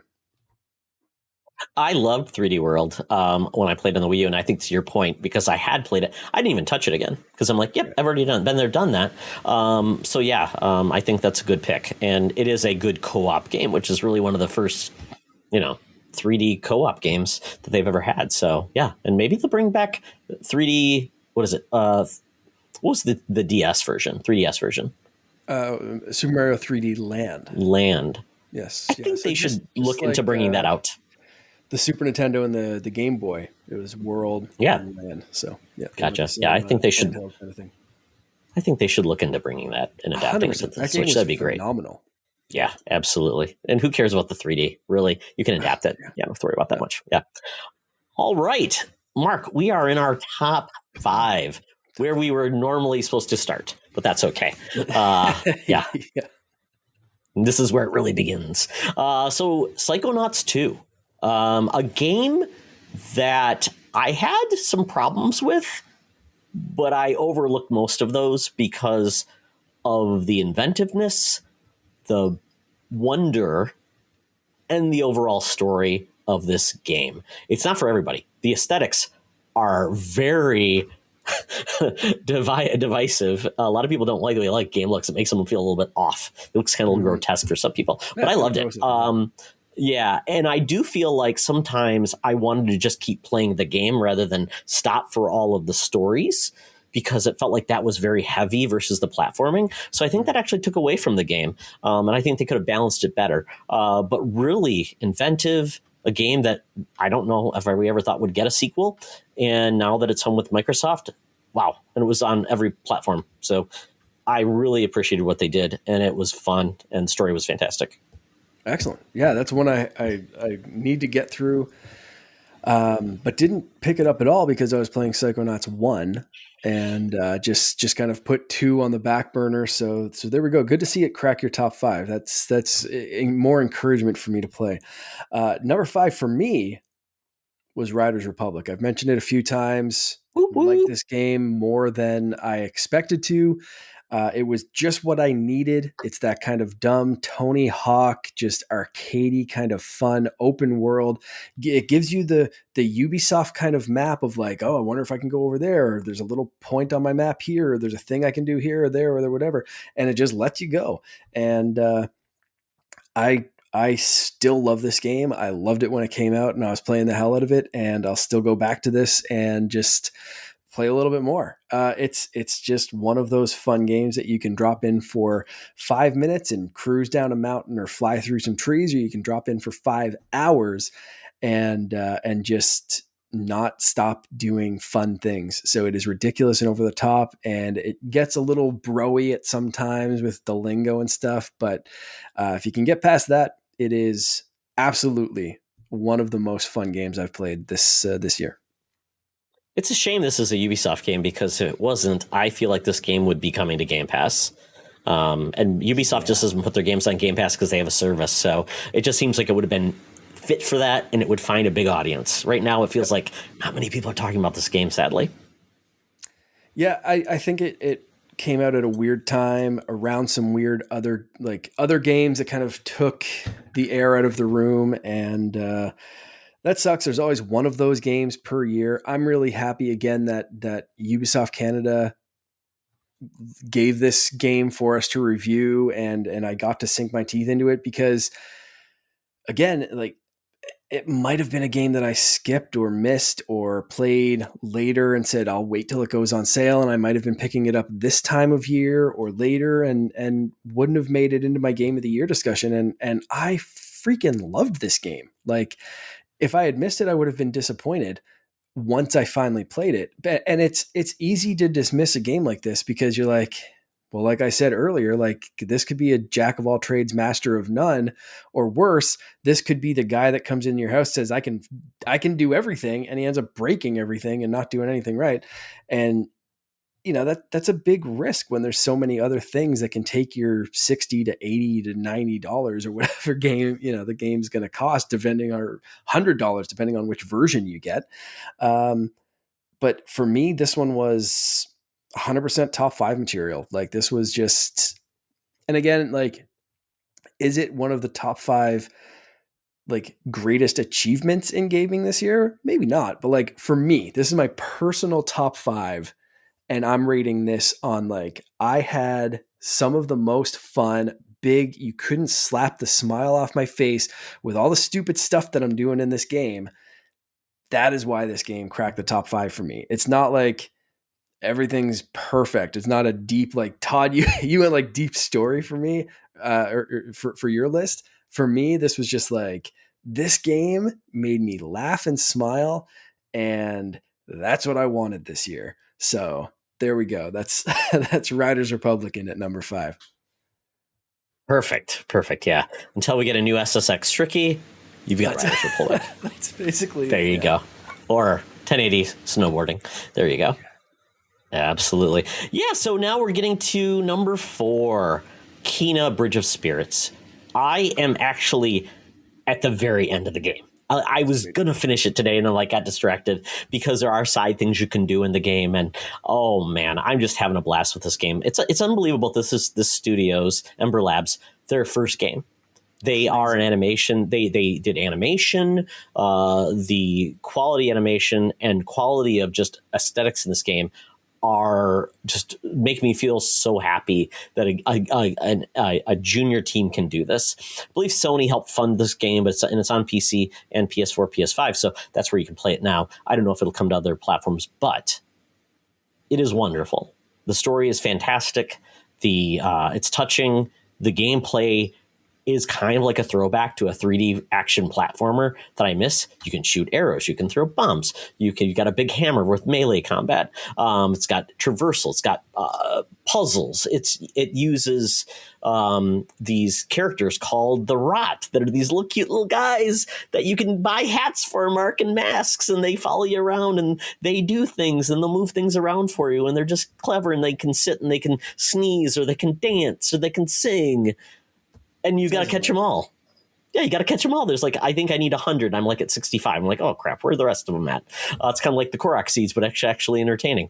But I'm just enjoying it a lot. And it's really fun. It is a difficult game unless you change the difficulty, so you can on the fly, though, which is nice. Story, if you just want the story, less challenging but still fun and engaging in the good gameplay, or you can make it as difficult as you want. So I like that it's there so then kids can play and they can have a good time, or if adults want to challenge, it's there. So I really was taken back by Kena, and it's only a $40 game too, which it doesn't feel like a short game. So I cannot see what they do next. I hope somebody really gets behind them and makes them the next big thing in games. So Kena, Bridge of Spirits. Whew. Awesome. I was super impressed with how that game looked, and I'd like to get at it at some point. Hopefully either I pick up a PS5 or it comes to other platforms. So we'll see on that one. My number 4 is a weird one that I didn't expect to have on a Game of the Year list, but again, something I've just been having stupid amounts of fun with. So I threw it on there. Super Mario Party Superstars. This is like a greatest hits Mario Party game. And after the last few Mario Parties were just meh, this one is fantastic. I've been having a ton of fun with this. I love the games. I love the throwbacks and it's just great. I hope they come out with some more boards for it that are some more throwback boards, but as is, just this one package alone kind of makes up for the duds of the last couple of Mario Party games. And it's just great. I've been enjoying again playing this, whether it's on stream or off with my wife, so that might have something to do with it landing on top 4, but there we go. Mario Party Superstars. Very nice. Get to number 3.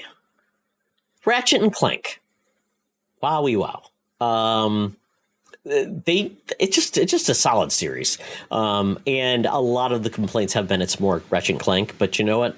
That's not a bad thing. They brought in the riffs. They really refined the weaponry again.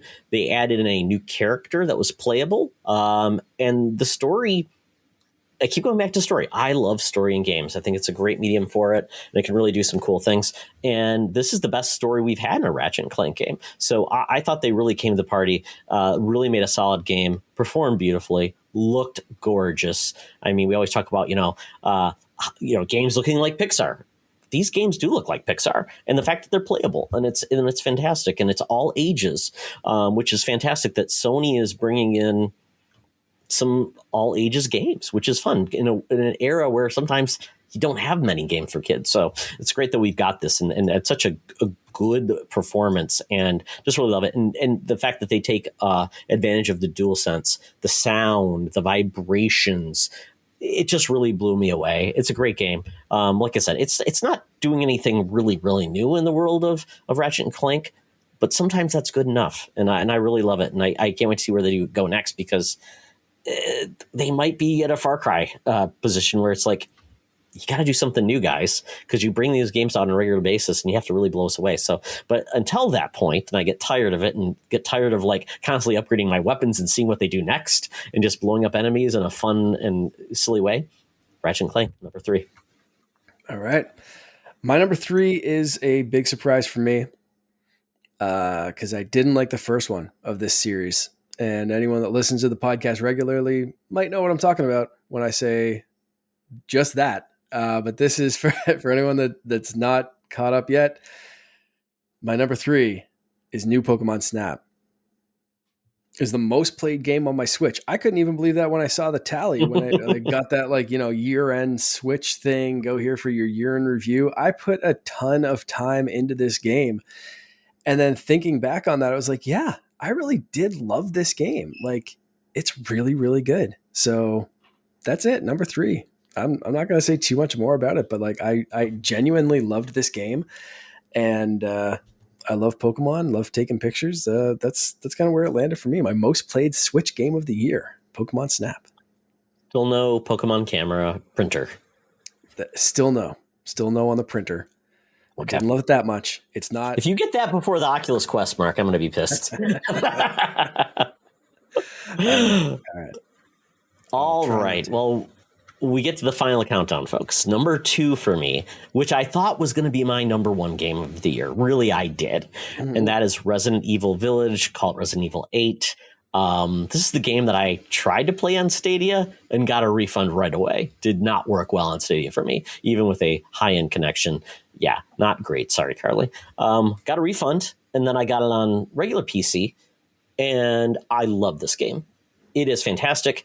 Resident Evil, I don't know what it is with that team, but they have continually been reinventing the series, going from a true survival horror to more of an action game, then going to a first-person perspective, changing characters, and then going to almost like a haunted castle, back to a haunted castle in this weird European country with crazy, sexy, big vampire ladies and doing all the crazy things. The story is crazy. I mean, we talk about good stories. This game does not have a good story, but it is over the top, just chewing the scenery. They're having a good time. I believe the Lady Dimitrescu won actually the actress of the year or actor of the year. Yeah, so just great. Just the atmosphere they build. It's creepy. It's scary. It's spooky. It's weird. It's creepy. It's very Japanese once again. But I loved it and looked beautiful. And that engine that they use is phenomenal. And I believe it's everywhere, even on the Switch. I think you can play I think there's a streaming version of it, maybe. You could be, or maybe right. I'm wrong. I'm not sure. I honestly, I don't know about the Switch version, but yeah, that's it's available everywhere else at least. So hell of a game. Yeah, that's. I've watched some of this game streaming. I've watched some people play this game.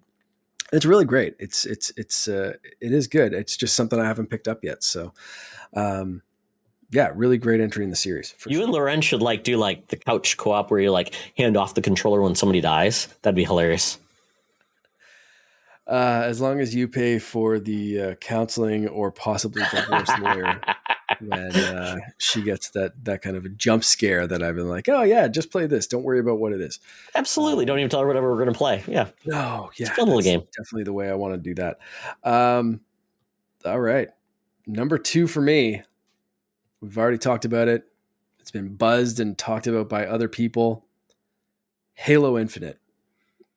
The only reason that actually, you know what? No, my number 1's a pretty solid locked-in choice. I was going to say the only reason this isn't my number 1 is just because of some of the things that they held back at launch. But no, that's a lie. I don't know if anything could dethrone my number 1. But this game is just what I wanted from Halo, especially the multiplayer side.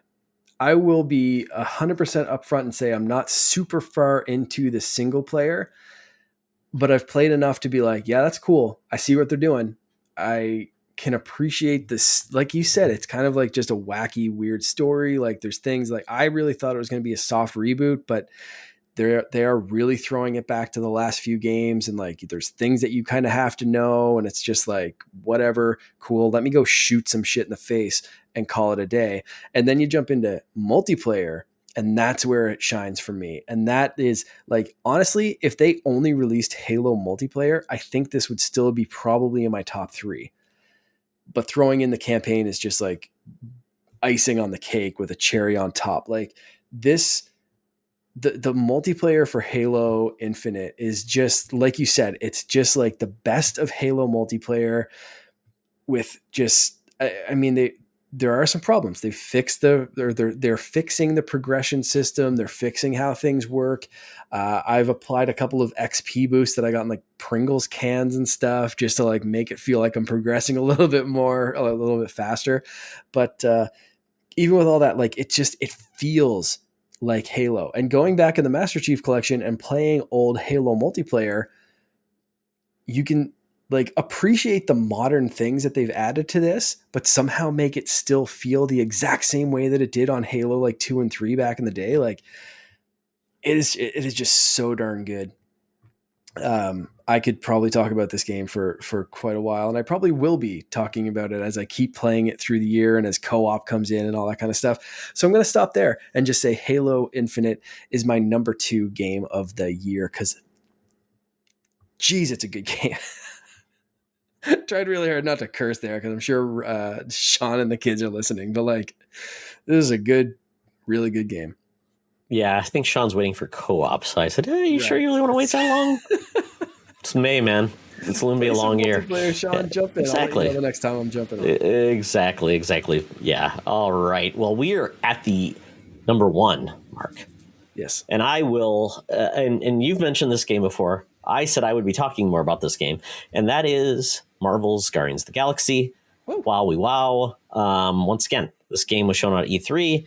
Didn't know what to think about this game. And after playing this game, beating this game, after thinking this game was done and realizing it wasn't done, and then finally finishing this game, I just love this game to pieces. This game was an excellent marriage of the IP, taking parts of the movie, parts of the comics, taking in what the heart of what this series, this franchise is all about, and making it their own. It has no right to be this good. It's very similar to the Spider-Man games or Miles Morales in that sense. This is my favorite version of Guardians of the Galaxy comics or the movies. And you'll see that not in the beginning, but as you have relationships with these characters and as they're all brought to life. Mm-hmm. The soundtrack of this game is phenomenal.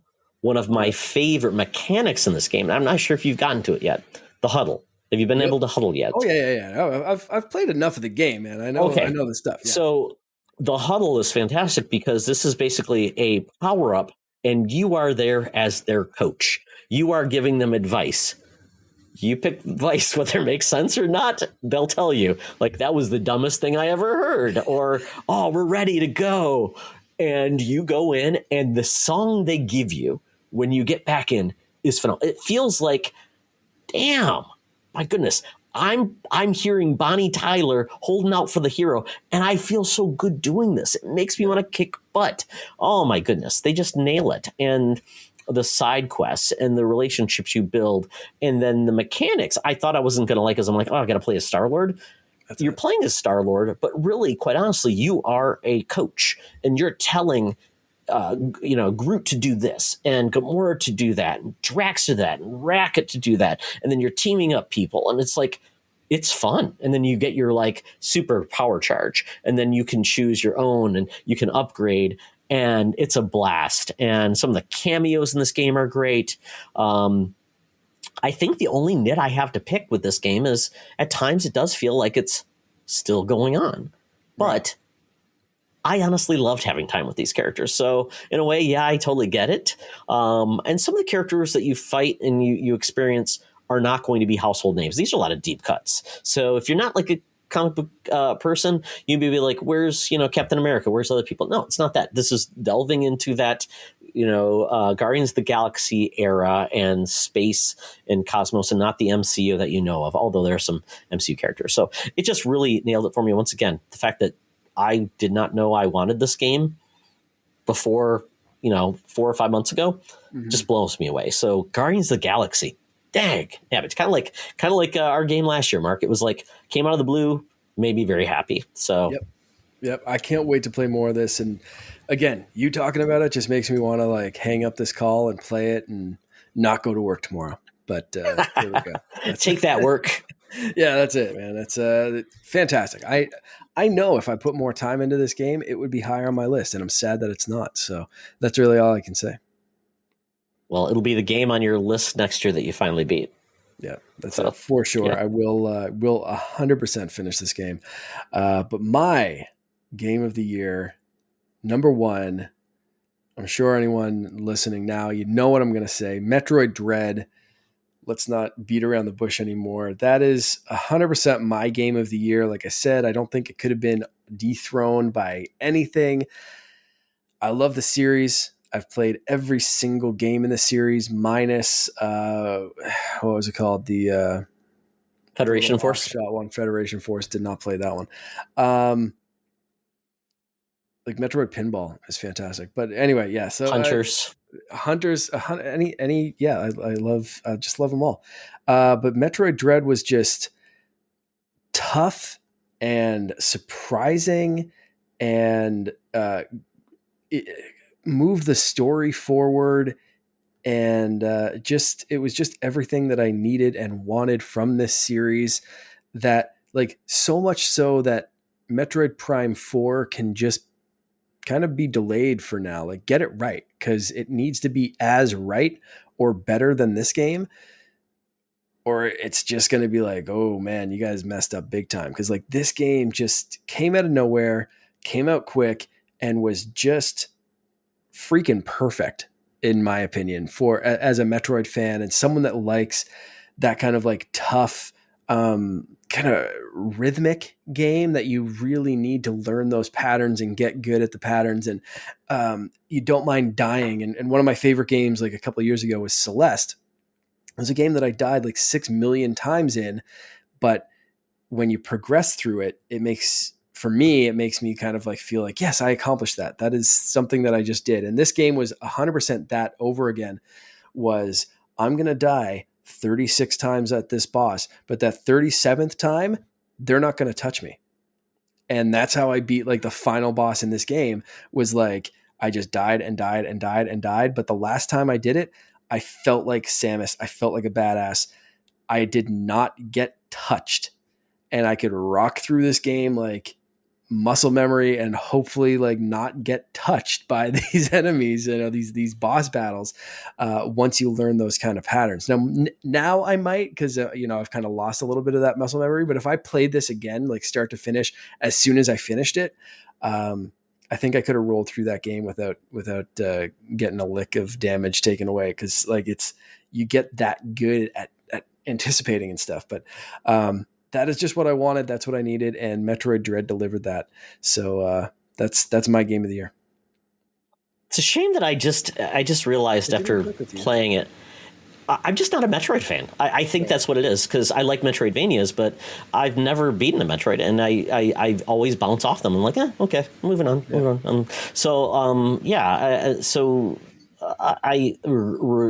was so excited about the special edition and everything, like, but I'm like, I'm not feeling like I need to go back. My son enjoyed it; he beat it, so at least someone got some gameplay out of it, and I think that's great. But I'm just so happy that Nintendo wasn't resting on this for people. So so great pick, and it's definitely the first 3D 3D HD Metroid game we've got, and I'm glad they let Samus Returns, which I think laid a lot of foundation in the developer, letting them come back after that game didn't get a lot of like applause, and it didn't get the love I think a lot of people wanted it to. That team now has been elevated to make a pretty fantastic game.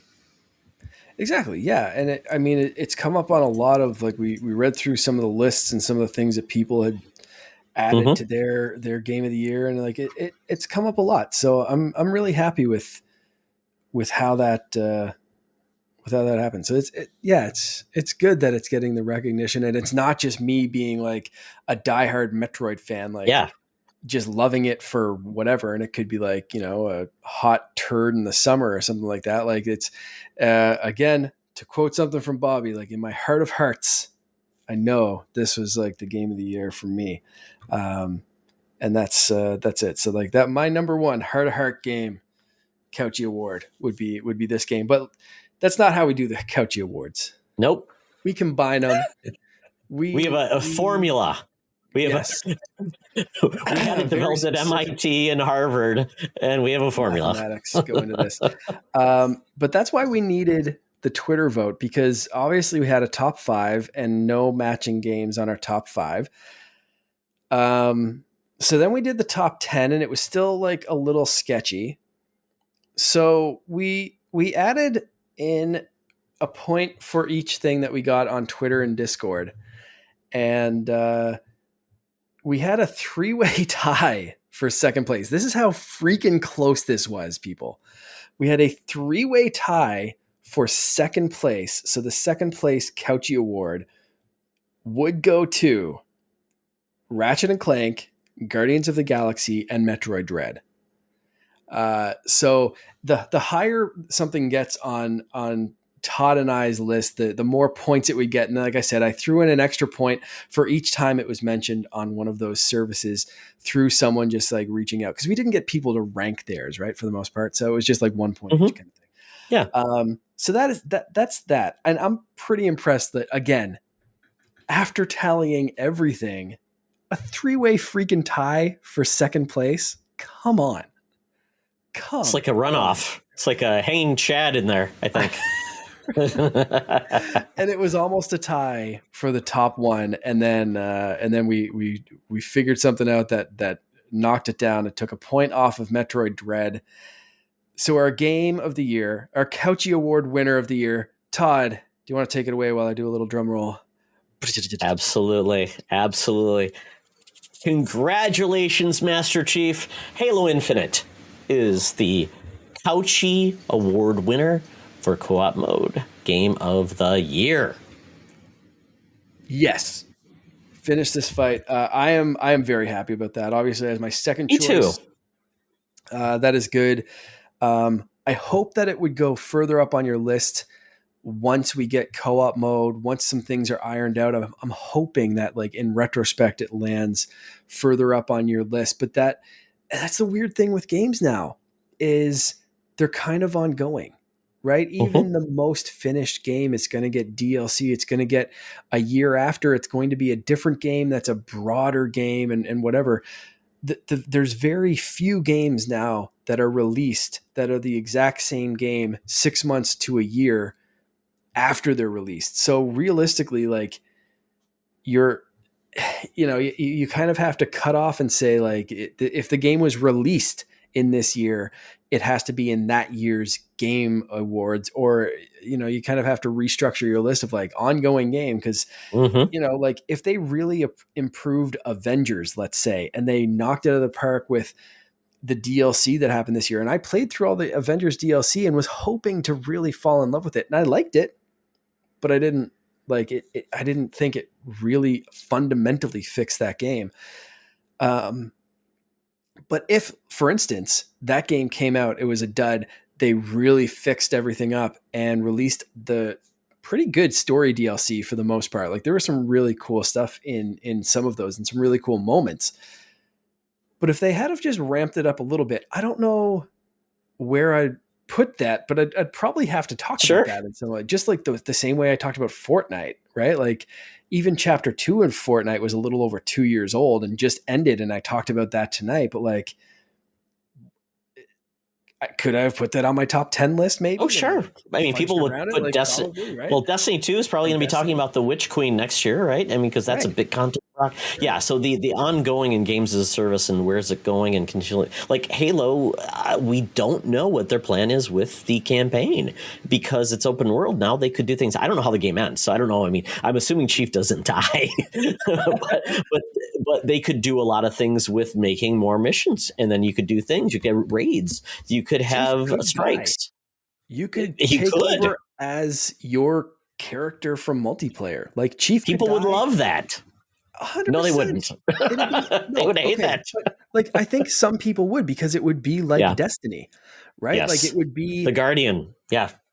Saving the world. Let's say after co-op comes out, if like the year 2 plan or the year 3 plan is, we're opening this sucker up to like raid parties and go do this and go do that. And like, you can finish the story and then getting four Spartans, in there. That would be so fun. Yeah. To continue on missions or do this or do that. Because that's the PvE I want, Mark, in Halo. I want to take on bosses. I want to take down a scarab. I don't want to take around 4 more Spartans. To me, that's boring. I don't care. I want to take down a huge boss and play together and have mechanics. So you're like, oh, you guys have to stand over there, or you have to do that like in Destiny. So I'm like, I hope that's where this goes, because then that changes the game completely. And there's nothing saying that it couldn't happen in even like year 2, year 3 of Absolutely. Halo Infinite. If this game is really going to be infinite, who knows? We could see something like that. So it could be, like, what's your 2023 game of the year? Oh, it's Halo Infinite, right? Yeah, they just added absolutely chapter 2, and it's opening things up and doing all this new stuff. So we're counting it as a new game. Like it, it's such a weird time in gaming where who was complaining about that not that long ago? Oh shoot! One of the guys he was just on We the Gamercast.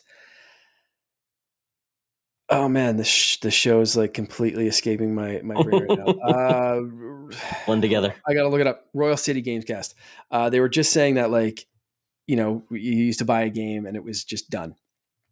And it was what you got was what you got. Now you buy a game and it's like, even if you put the disc into your system, there's still like 100 gigabyte download. And it's like, that can be annoying. I understand that, but it can also be amazing. Cause absolutely. You're not stuck with a cartridge that's broken and it's never going to be fixed. Yeah. So there's good examples and there's bad examples, but I'm happy with Halo Infinite landing where it is. Guardians, I mean, any one of these, like the 3-way tie for second place with Metroid. It would be hard for me to swallow, though. Metroid Dread when it wasn't even in my top list, though. I think I would have some heartburn. I might have to call for a review of the vote or something, Mark, at that point. And I suppose I could have felt the same for Ratchet and Clank, but I know the Ratchet and Clank series is phenomenal. I would throw that out. I would remove that from the I would remove that from the roster. Do that because I loved Ratchet and Clank for PS4. Like that was amazing, and I've watched a tiny bit of this game, and I know it's good. I just don't have a PS5 to play it. So there we go. That's it for this year. So let us know what you thought of the Couchy Awards and what your favorite games. I still want to hear, even if you get it in late and it doesn't make the show. I want to know your favorite games of the year, and any other categories that you feel like chiming in on. Hit us up on Twitter. Yeah, and if you have an idea for a future awards, let us know as well, because we would obviously like to adapt and make it even better next year. Absolutely. All right, folks. Well, that is it for the show. You know what? But you know what? We're gamers at heart. So, Mark, if people want to game with you, where can they find you? You can find me on Twitter at @the_Canardian. And just, hit me up if you want to play something. But if you want to hit me up directly on a system, you can find me on Xbox and Switch. And that's just Canardian. I think it's Canardian 8437 or something like that on Xbox. If you need the number afterwards, I had someone tell me it was hard to find me just searching Canardian. So I need to learn those random numbers that Xbox kind of forces you to put on the back of your name. But anyway, it's that's it. I'm sure you can find me at Canardian 8432. I was close. Sorry, I just looked it up on the Xbox app. But I'm sure you'll be able to find me. And if you can't, hit me up through Twitter, @the_Canardian. Excellent. I'm at Toxtra on Twitter, and I'm Spartyon98 on Xbox and Switch, and Spartyon1998 on PSN. Also on Steam and some other places. That's where you'll find me. So that is it. And Mark, just one last thing. Spotify added ratings. So if you want to, rate us on Spotify, please do. Love this. Now our Android can get in the mix. And if you like Spotify and that's your service, rate us there. You have to listen for a while first, though, before it allow you to do ratings. But please do. We'd love it. Interesting. Yeah. And of course, if Apple Podcasts is your jam, rate us there too, or just even sharing the show through Twitter or somewhere else, telling your friends about the show is greatly appreciated. So thanks for listening. Yes, absolutely. And by the way, as I always said, check out our wonderful artwork from this show. and see our beautiful faces on YouTube. It's there. Mark puts the video together, and it's out there typically right around the same day that the audio podcast launches. So like us, subscribe, and tell us what you're liking about what we do in the video landscape. So that is it. Another Couchy is in the bag. Oh my goodness, we had a blast. Mark, thank you. Thank you, friends, family, for listening. Be awesome to each other. And remember, it's always better to game together. Happy New Year. This podcast is part of the Secret Friends Unite podcasting network.